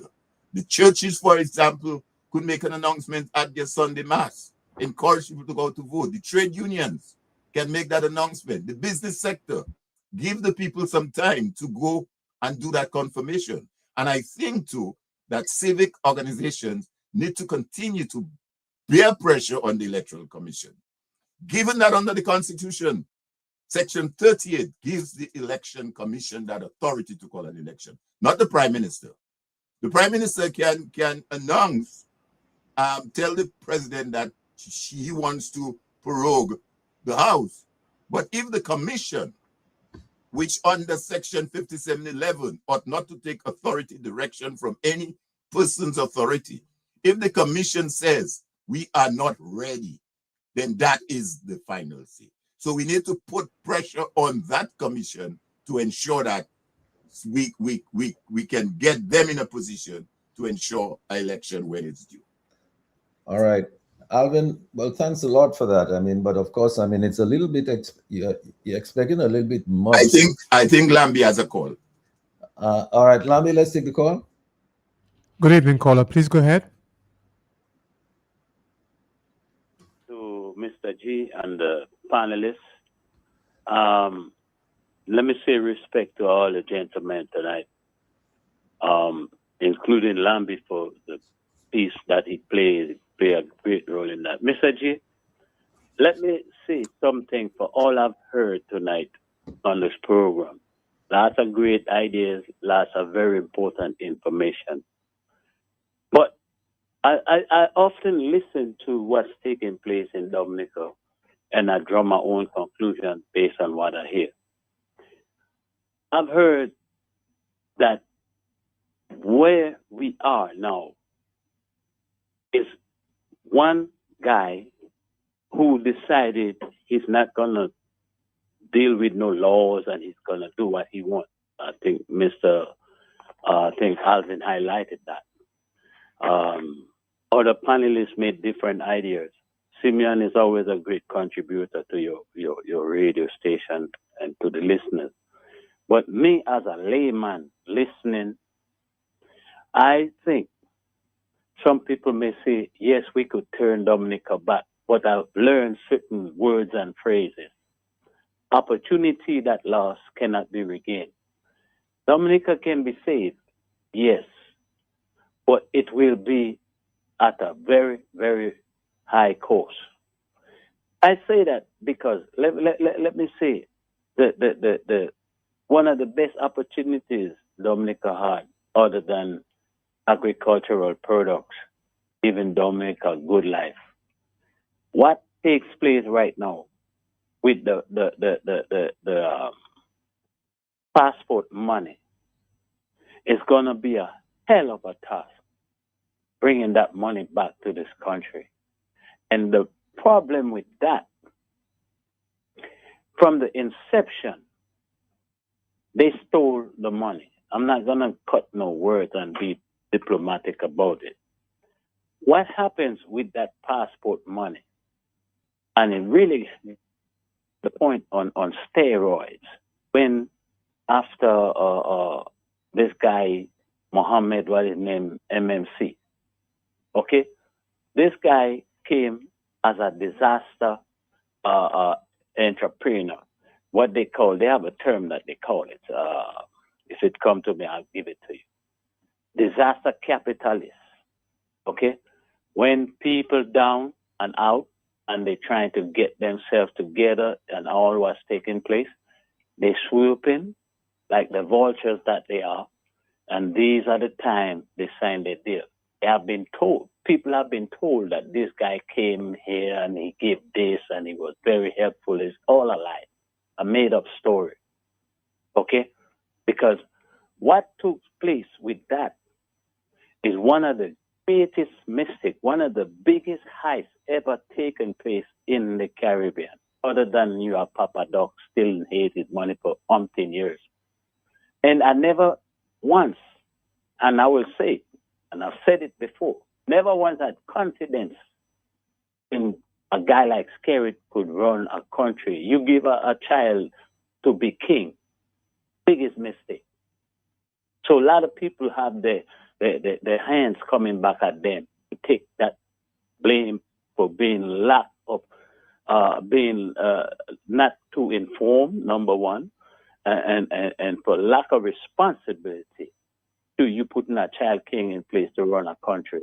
Okay, now there are some other issues. I just want to hit one real quick. What's his name? I think the former ambassador. What's your name? Crispin Gregoire. Crispin Gregoire. Yes, Mr. Gregoire. I've heard you said it a couple times, and you say that the parliamentarian type constitution we have, but I've never heard you say what would you do, tweak it, or which one would you have instead of. So I would like you to give the people an idea of what you would like, because based on what I know from school days till now, the British system still running the Privy Council, and had not Dominica take the CCJ, some people say, well, the CCJ was good, we take care of our own responsibility. Yes, when you have honest people running. But when you have your former master look breathing down your neck, you be careful how you steal from your own people. And this is what took place. One thing you said that I've always argued with, a lot of our people are not what you call politically astute. They don't study civics. They know nothing about where they are, the country they live. If you ask them a historical question or historical facts or whatever, most of them don't know it. And it's a very dangerous thing when you have that mindset where people sit and wait for an election to call on a drum beat, somebody give them a red shirt and give them some money just for that moment, just for the night or for the week. Pay for the rum at a rum shop, and they suffer for the next 5 years. They're not that astute to understand that concept of you being basically bamboozled by somebody just to give them a vote for 300, 500, a drink of rum. So a lot of these things that you guys talk about tonight are very, very important and very educational. But our people are not grasping it. The people are not sophisticated enough to read between the lines. You almost have to teach them like you teach in kindergarten, ABC. Because for 23 years, a man running a country, he's selling passports, he's doing all his money offshore, account and all the stuff, should never be. And he never give account for where is what, the expenditures, how much spent, how much was, none of the details. Who would give a man a store to run or a business to run and you don't get a detail? You know what? And lastly, I'm going now. Yep. On that electoral issue, I just read an article on DNO earlier today that Mr. Nassif said they should just take this thing and put it in the trash and start over so people can have a little more confidence in it, because the corruption is so ripe, Matt. I mean, Yeah. Sheridan. Yeah. Most of what's taking place in the country, people just see it as corruption on a daily basis. Look at the disaster that we have, and it's all part of corruption. No EIAs, no tests, no nothing. Everything is done by one man, and to hell with the law, no constitution. Alvin repeated it again for you earlier tonight. Mr. Well, Alvin, let me tell you who said it. all Bruce right. Bell Scary. Thanks All a right? lot. Thanks a lot. You're running out of time here. I want to ask Mr. Crispin Gregoire to answer the question that you posed to him. So thanks a lot for that call. That's wonderful comments here tonight. Crispin, you can comment on the caller's question there a while ago, but I mean, I just wanted to put it this way to you: there's lots of bright people in the opposition, right? Plenty of bright people, and the question is, are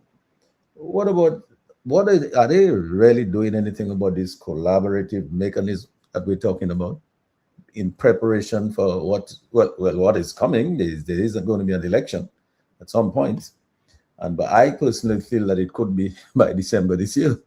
I mean, because looking at the past history of this thing, somebody raised the question of what unifies the people, what equalizes the people. I mean, the people have common problems. I mean, the cost of living, the cost of groceries, the cost of gas for the car, the cost of electricity, the cost of healthcare, the cost of all of those things, that these people are living those things on a day-to-day basis, and they really cannot cope.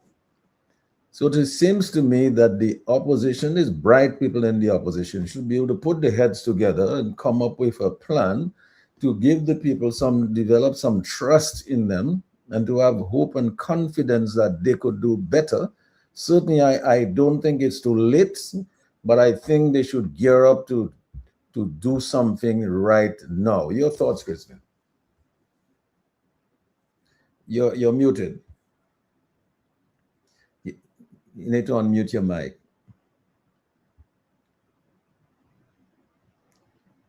Yeah, sorry about that. I'm sorry that I was muted. Okay. The caller raised a good question. I'd simply say to the caller, on the political system that we have, here's what I see as problematic. First of all, we have a system called first past the post, and you can literally win an election with one vote.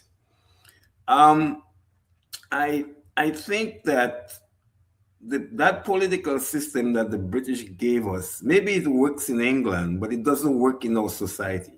That's the first thing.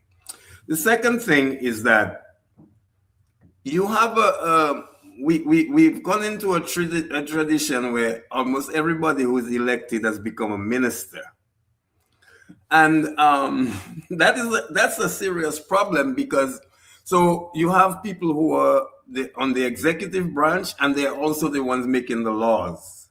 It used to be that you only had a subset of people in cabinet, maybe around 7, 8, or 9 people. And the rest of the people are legislators. They're not in government. They're not in cabinet. I think we have to return to that. So that's one. But more than that, the system problem we have is that you cannot have everybody being a minister and they also are the legislators. So there's no check and balance between the executive branch and the legislators. So that's the problem, and that we're gonna have to solve that problem with a new constitution. I would like to see a situation where people who are elected, they're elected to parliament, and we move to a new constitution where we have an executive president, right? An executive president who picks a cabinet of his own choosing of the best minds to run that government. Most of these people who are there, they say they are ministers. I sometimes wonder, what do they discuss in cabinet? Because clearly they don't have the background. They don't even have support in their own constituency. They can't even organize the village council election. These are the things that we have. This is the caliber of people who are making decisions for our country. So I would like to see a separation where the cabinet is made up of people who are professionals, and you don't perform, you're fired. It's not based on whether you are elected. So we need a different system of governance. And I'm just saying that what the British left us is not working, and it's leading to a dictatorship of a party. There's always that risk. There was always that risk going back to 1978 when we became independent. And we changed. The good thing that happened along the way, we had politicians, leaders who retired in politics. But there's current leader does not have any interest in retirement. He thinks that because of his age, but he doesn't realize that he's been there for 20-something years. First of all, he's mentally tired. He's run out of ideas. The same old, the bad image we have abroad. I mean, Dominica has a serious image problem abroad.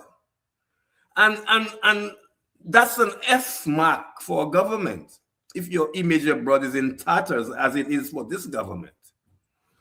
And then the second thing is that you have a ceremonial president. To me, that system, having a ceremonial president, what is that really doing for Dominica, first of all?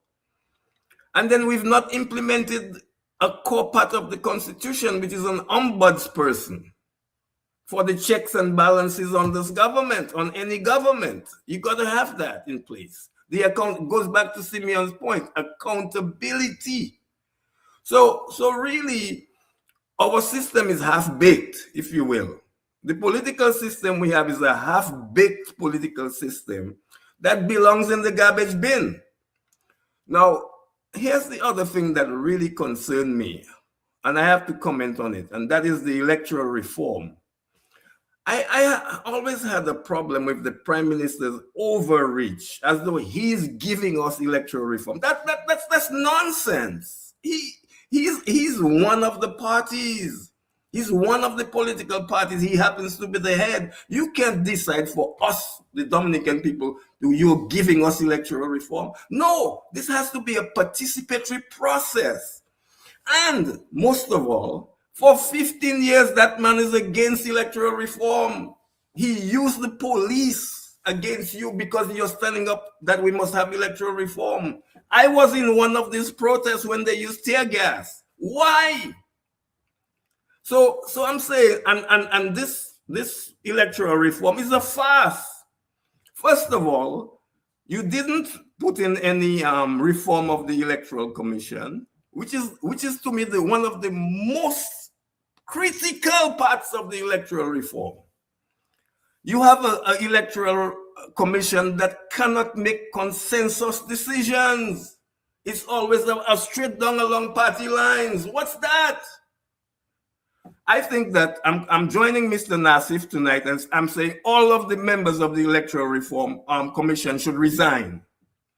And I think the first two people to resign is the two opposition leaders, because what is going on? Here we are, 7 months already gone of the reconfirmation process. And it's a failure. We only have 6 more months left.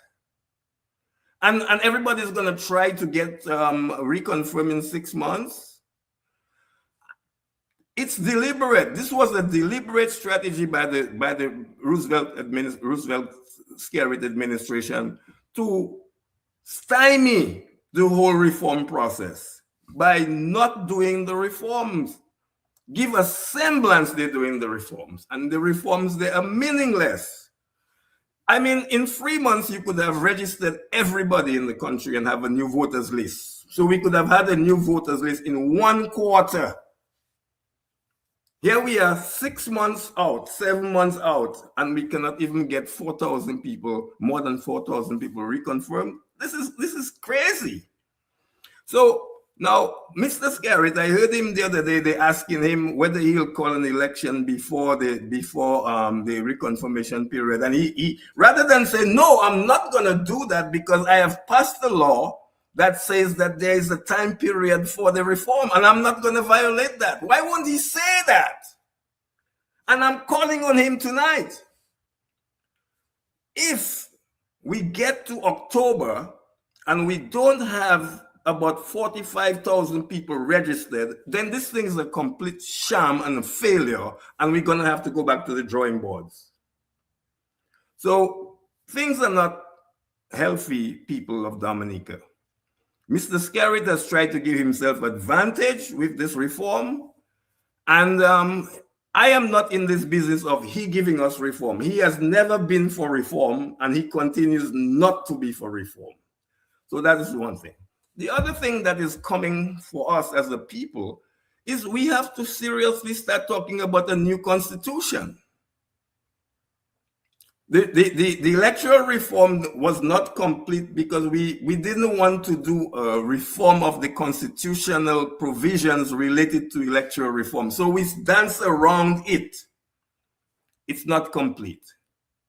And I'm saying that until we do a complete, comprehensive electoral reform, this country is not going to have free and fair elections. Thank you, Mr. G.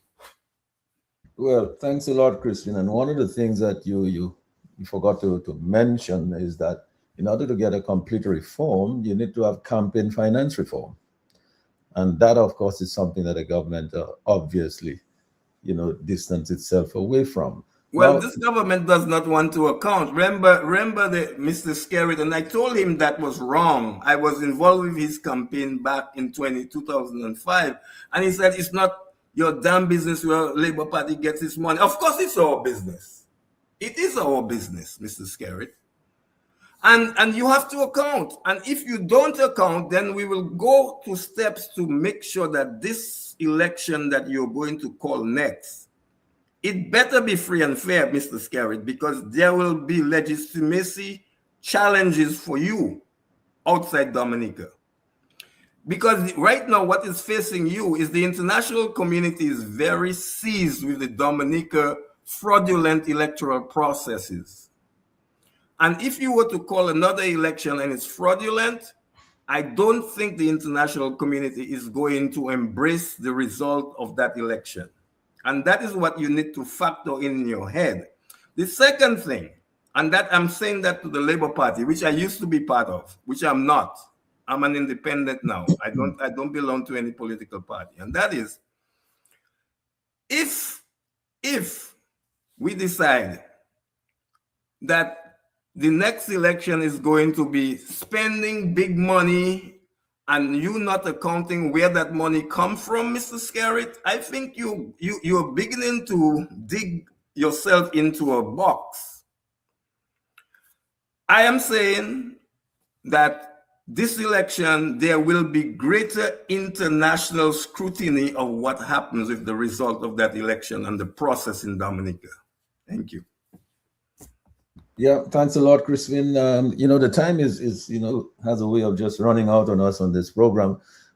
Simeon, I would like to give you an opportunity to make your last, well, not the final word, but to make your last contribution, and then I'll go around the table and take everybody's final remarks for tonight. So your further contribution to the topic of tonight, Simeon. You need to, yeah. Yes, I would really say it's my closing remarks.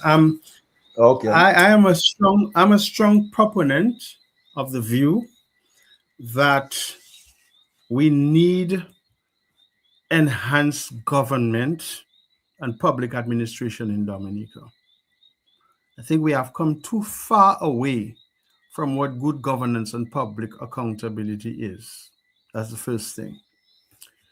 Now, I think the era that we have just progressed from the last 23 years ought to invite us to reflect on what are the lessons learned over the past 23 years.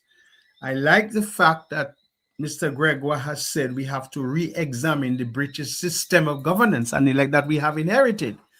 And sadly, that is something many of the Caribbean and African countries have never done.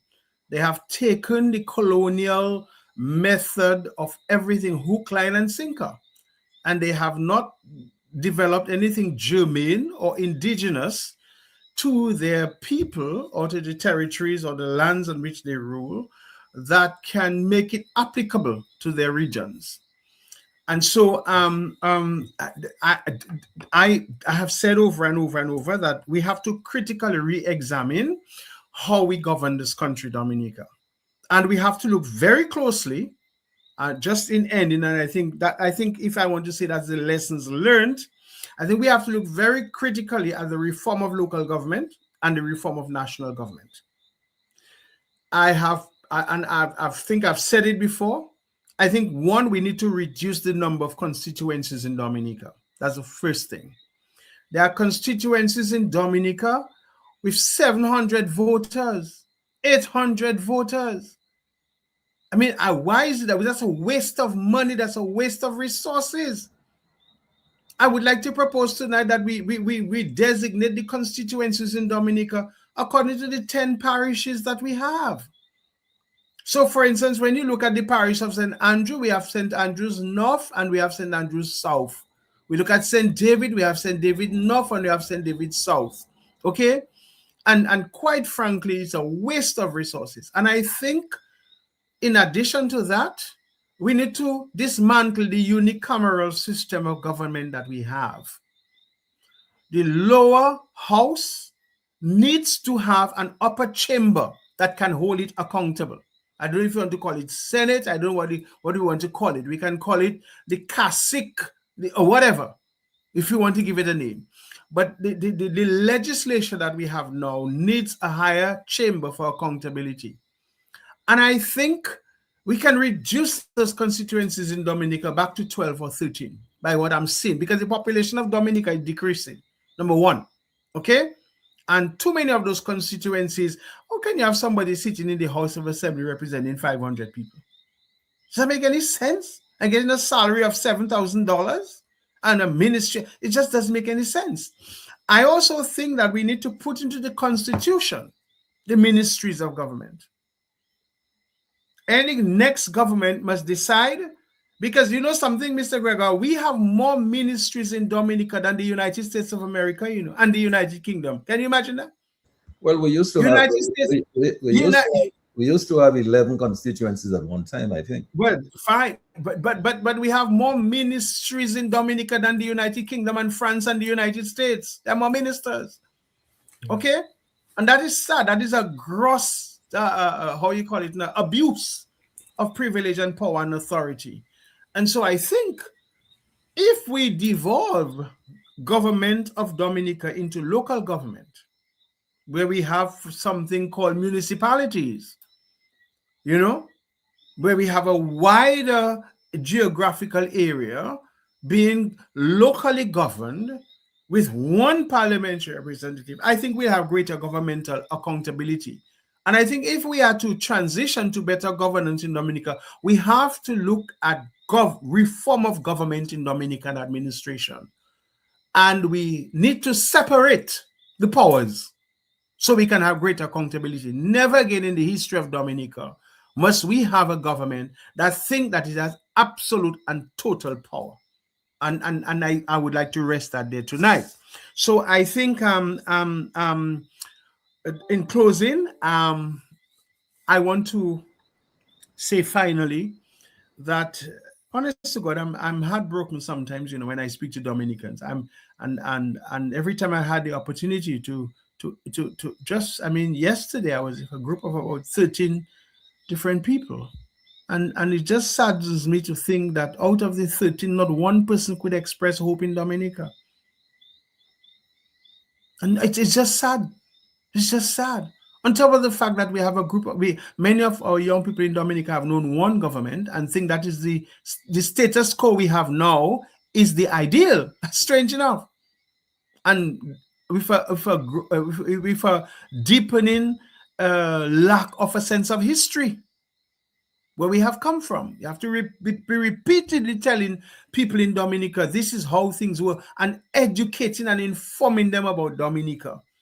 Because we have, I think so I think it is sad. It's very sad. It saddens me. I most of my interactions, and I'll say that 2 weeks ago again, I had the opportunity to dialogue with some young people from a group of people from the north, you know, and this situation isn't bright. People are not hopeful in Dominica. And that is very sad. It saddens me. And we have to be very concerned about that. And I think the only way we can turn that tide around is ensuring that, and the word accountability comes in, that we have to give our people a certain sense of hope, and we have to rebuild the trust of Dominicans into the system. How are we going to do that? I think we have to work collaboratively, not in unison, not in this kind of unity thing of people just coming together for the sake of coming together. We have to understand the risks that are at hand, the stakes that are before us. And our best of minds, our brightest of individuals, the best of our well-meaning Dominicans have to come together and say that we have to rescue Dominica, and we have to continuously make a broad appeal to as many Dominicans as possible in all walks of life to begin to pay attention to what is happening and to speak up, to participate, to become involved, and to, above all, influence,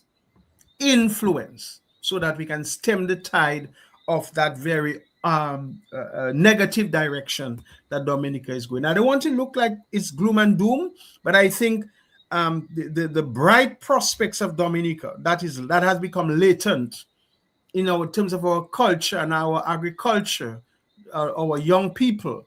The bright minds of Dominica, the intellectuals have been cast aside, the professionals who have been silenced, okay? The young people and the young men in Dominica sitting on the block with no hope and limited aspirations. I think we need to give them that sense of hope and then come together so that and we can write a new narrative, and we can tell a new story and give Dominica a new direction. Thank you, Simeon, for that.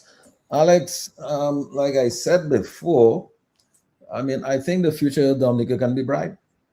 There's enough brains, a lot of bright people in the opposition out there, a lot of bright people in the private sector, at home in Dominica and abroad in the diaspora, who can bring a lot of ideas to the table and make Dominica, what it once was, on the path that it was trending in the past. And your final remarks, Alex? Yeah, well, thanks. Very, very, very fruitful conversation with the team, the panel. I would like to end by saying that there are gatekeepers in the Dominican political system, elites on both sides, in the opposition and also in the incumbency. And I used to see gatekeeping as standard bearing, but a professor friend of mine told me gatekeeping is also keeping people out of the system. And I think on both sides, the people who have been in politics have been trying to keep the new people out. Anyone else who tries to get in, you are boxed out because that's not a field that you should get in. I think the gatekeepers must be open-minded about the new players who want to play a part, because the status quo gatekeepers of Dominican's opposition politics will not do in this current era. You have to find a way to work with new talent. That is one. Two, a lot of what Simeon talked about needs to be done, can be done, but the government must change. So you see the electoral reform, you see the constitutional review that Crispin spoke about so eloquently, Crispin's idea of a government that can check itself. This idea of the Westminster system that has been placed on us by the former colonial masters is not working. Crispin is 100% right. But this is not going to change until some people who are fresh in ideas and mind come together and change it. So a new government can offer that as something that we can do. And that would be a good selling point for Dominicans moving forward, because Dominicans just want to see something new, a new idea for a new kind of Dominica. So Crispin is on the money in terms of what has to happen. He's correct about the people who are elected to parliament are policymakers and legislators. That's crazy. That is crazy. Simeon is also correct that we have more ministers than America. America has 15 cabinet members. How many we have? 20, how many? And see, America's, it's chalk and cheese. So we really have to get serious. And I see Crispin, I see Alvin, I see Simeon, I see Lambi, I see Sherwin, I see Mr. G. The idea that we can sell a new package for our country moving forward can be a very exciting package. where if you vote for us, if you put that team in office, here's what we're going to be doing in the first 5 years, second 5 years, for the next 15 years, next 20 years. We have to offer a package of hope. And lastly, before I leave, let me big up my partner, IP, who had me in stitches a while ago. IP is, one of our brighter minds. And he sent me a little quote in terms of the reform. No, the reconfirmation. In fact, he sent me an ad. I don't have enough time to read the ad, IP, but I want to big you up. I want to salute you for what you're doing, especially with the work in Desbois and Nasir Fontaine. Keep on doing it. And on your behalf, I'm going to ask Dominicans to please reconfirm. I believe Alvin said it. The people who are reconfirming are not reconfirming for Labour or for workers or for any party. You're confirming to be an elector. And Alvin is right. Anybody can change their mind about voting for a party at any time. So let the people who are identified as Labour reconfirm. Just sell your package to them. Hopefully they will vote for you in the future. You don't catch flies with lines. You find a way to catch them, to coax them to come to your side. And yes, there should be a full-out campaign about having people reconfirmed. Because if you are not an elector, you cannot elect the government. And if a democracy does not need everybody, it just needs a majority. And if it's 4,000 people who have been reconfirmed, and the party in power now gets 1,005 from that, they most likely can win for minority government. So please, Dominicans, let us get reconfirmed, have the ability to elect our next government, and that will be the best gift you could give to yourself. Reconfirmation is a key and a must. Thank you, Mr. G. I really did enjoy this program. Thank you, Alex. I mean, you've been great. Alvin, as we said, isn't it about time that all these bright minds in the opposition put their heads together and get into this collaborative arrangement to win the hearts and minds of the people of Dominica so that they could form the next government, create a brighter future for the people, and delve into this constitutional reform that the country so badly needs. Your closing remarks, Alvin. Yes, thank you, Mr. G. And let me just say thanks to my fellow panelists, my friends. I would describe them as my friends and brother. We go a very, very long way back, on each one of them there, for the opportunity to share on this program this evening. Like you, Alex, my friend IP was keeping me busy on my phone while I was there. And he kept sending stuff to me. I say, boy, this guy is keeping me busy. But let me end by saying, though, that there is hope. I think there is hope. I think there are still some good people out there in Dominica and out of Dominica, Dominicans, both men and women, that want to see better for Dominica. And whenever we come on these programs and we make the comments and we identify the shortcomings and what could be better, it is all for Dominica. It is all for our country. We all want to. I mean, Dominica is the most beautiful, pristine country. I mean, I have traveled a certain extent, not as much as my friend Crispin, But I'll tell you, man, when that plane lands in Melville Hall, and you go through the place, you go through the waterfall, you go to the beach, you go to the hot spring. I mean, this place is paradise. I was down there last year in October. I spent almost a whole month there. And I can tell you I enjoyed it. So whatever we say is for Dominica. I still feel that there are a number of persons out there, both in the service, the public service, and outside the public service, that can lend their voice to what's happening. I think there are a number of senior public officers that must use the information that are at their disposal and speak up. Now is the time to speak up, for it might be too late. I think there are a number of good persons out there who are already doing that. We see persons like the young Brisbane lady and IP and Gary and notwithstanding what Jerry Brisbane went through, he's still speaking up for his country. We see the Annie Edwards. We saw recently the former planning, head of planning, Miss Lingford, I think it was, speaking up. So, as I said, there are a number of good people out there that need to, who are speaking, and more need to step forward. I I believe that we can embark upon a civic collaboration campaign or effort, civic in its broad context. While I don't want to sit here and suggest to any group of persons what approach that may be taken, but for example, when and if an election is called, it should be a clear two-man race in a constituency. Somebody from the Labour Party and a person from the broad, wide civic collaboration. Let's say two candidates. Let's say two candidates. Yes. No, not two man. Okay. Okay. You're right on that. I have to be careful with that. Thanks, Alex. A two-man race that should be encouraged. And that is the kind of conversation we have to have. Because I am convinced, Mr. G, I am convinced that in a two-man race, in an election, whether it's next month, whether it's December, whether it's next year, I think that Labour Party can be defeated in a two-man race. Because you need you mean a two-candidate race? A two-candidate race, yeah. A two-candidate. Man, why am I so being discriminative, boy? Them women gonna kill me tomorrow, Don't put that on cue, Don't put that on cue, please. A two-candidate race. Please don't put that on cue. But yeah, seriously, I think with a two-candidate race, I think this Labour administration can be defeated very easily. Very easily. There's no ifs or buts about it. And I think, like Alex said, in order to effect change, you have to be in the legislature. If we want change for the country, it cannot happen outside of the legislature. And that is why myself as a trade unionist, remember, every one of the political parties in the Caribbean came out of the labor movement.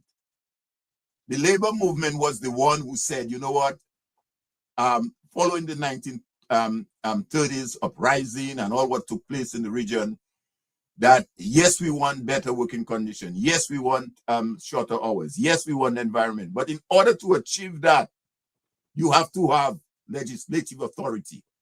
And that is where the question of the various political parties were formed. Every one of them, including Dominica. Okay? The trade union movement was formed before the Dominica Labour Party, and it's out of the trade union of Dominica that the Labour Party came out. So I'm saying this to say there has to be legislative capacity.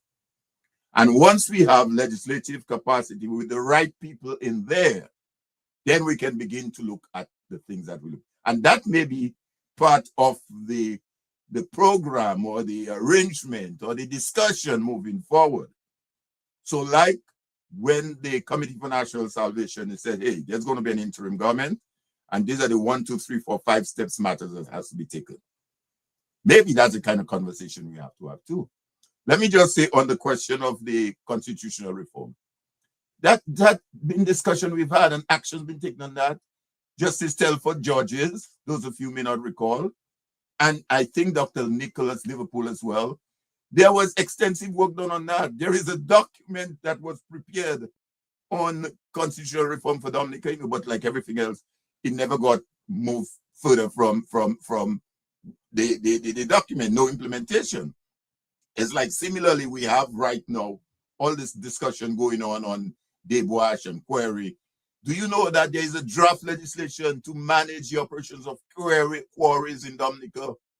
There is draft legislation to manage the operations of quarries, because as we speak now, there are as many as 9 quarries throughout Dominica. But like everything else, it never went through Parliament for whatever reason. So in order for this to happen, you have to have persons in the legislature, in the Parliament, who has the will, the wherewithal to be able to implement those legislation and to create that better Dominica for all of us. But I believe there is hope. There is hope in Dominica. I think there are still many good people, good men and good women out there who are prepared to stand up for their country and to do something for their country. So my appeal again is to the entire civil society out there. Guys, let's begin to discuss. Let's put aside that ego and let's understand It's not about me. It's not about party. It's about Dominica, my Dominic. Thank you, Alvin. Crispin, you have the final word, but as I said, there's a lot of bright people out there. You notice that lots of people are beginning to come out because they've had enough of what is going on. Gregor Nassif has come out about this electoral confirmation process and showing the deficiencies in that. I mean, and this lady, Miss Shillingford, has come out, and all these people, and then people like IP on the ground working, I mean, constantly towards these ends. So, Crispin, your final words? Yes, the first thing I want to say, Mr. G, in closing, is that if we go back to 1979, almost every election in Dominica has been a coalition, of some type. The coalition that brought the Freedom Party into power was a grand coalition that involved the Committee for National Salvation and all of the elements that went into it. You had the Alliance Party, you had the Freedom Party, you had the unions. It was a grand coalition. Now, matter of fact, it comprises all of the civil society organizations that we talked about earlier, the Chamber of Commerce, the Employers Federation, all the youth councils, and all of those organizations, all the churches, all of those were involved in that. Right, and that's important, Mr. G, because when you remove a government, you don't vote for a party that has been in power for a long time. You're gonna need a mass of people to support that new government. Otherwise, it will be very weak. And I see that coming. The next government that replaces this current administration will need to have broad support. So the notion of a grand coalition is very, very vital at this stage. Now, how do we get to a grand coalition? I don't think it's rocket science. I think it's the most important thing you need towards a new coalition is a political platform that brings them together. I call it a common program of the opposition. And that common program would cover, if we say it's 10 things that unites us, that's the platform for the next government. And that I have not yet seen. So that is something that must happen quickly. We have the personnel in Dominica to build a new coalition. We might not have enough time because we only have 6 more months left of this reconfirmation, and the administration is anxious to call another election. Maybe it's a good thing because maybe that is what will people. Dominicans are not excited about this administration anymore. There's an apathy in the country. I just spent 5 weeks in Dominica, and I'll tell you, they don't pay attention to what's happening in the house that Johnson built and the financial center. People are tired with the regime. The regime is losing its legitimacy. Just look at the cabinet they have. That's the worst cabinet since independence. The worst. And that cabinet, they don't have a clue what the hell is going on. It's like one man decides what all of these people who are elected will do. And none of them can stand up and tell him no. No, that's not that Labour Party. That's not a Labour Party.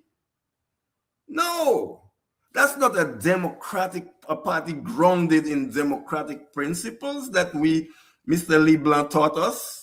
And Phyllis Shand Allfrey. This is just I don't know, that party that is governing today, which is a hybrid of Labour and Freedom, more Freedom Party than Labour. And that has, the time of that regime is over.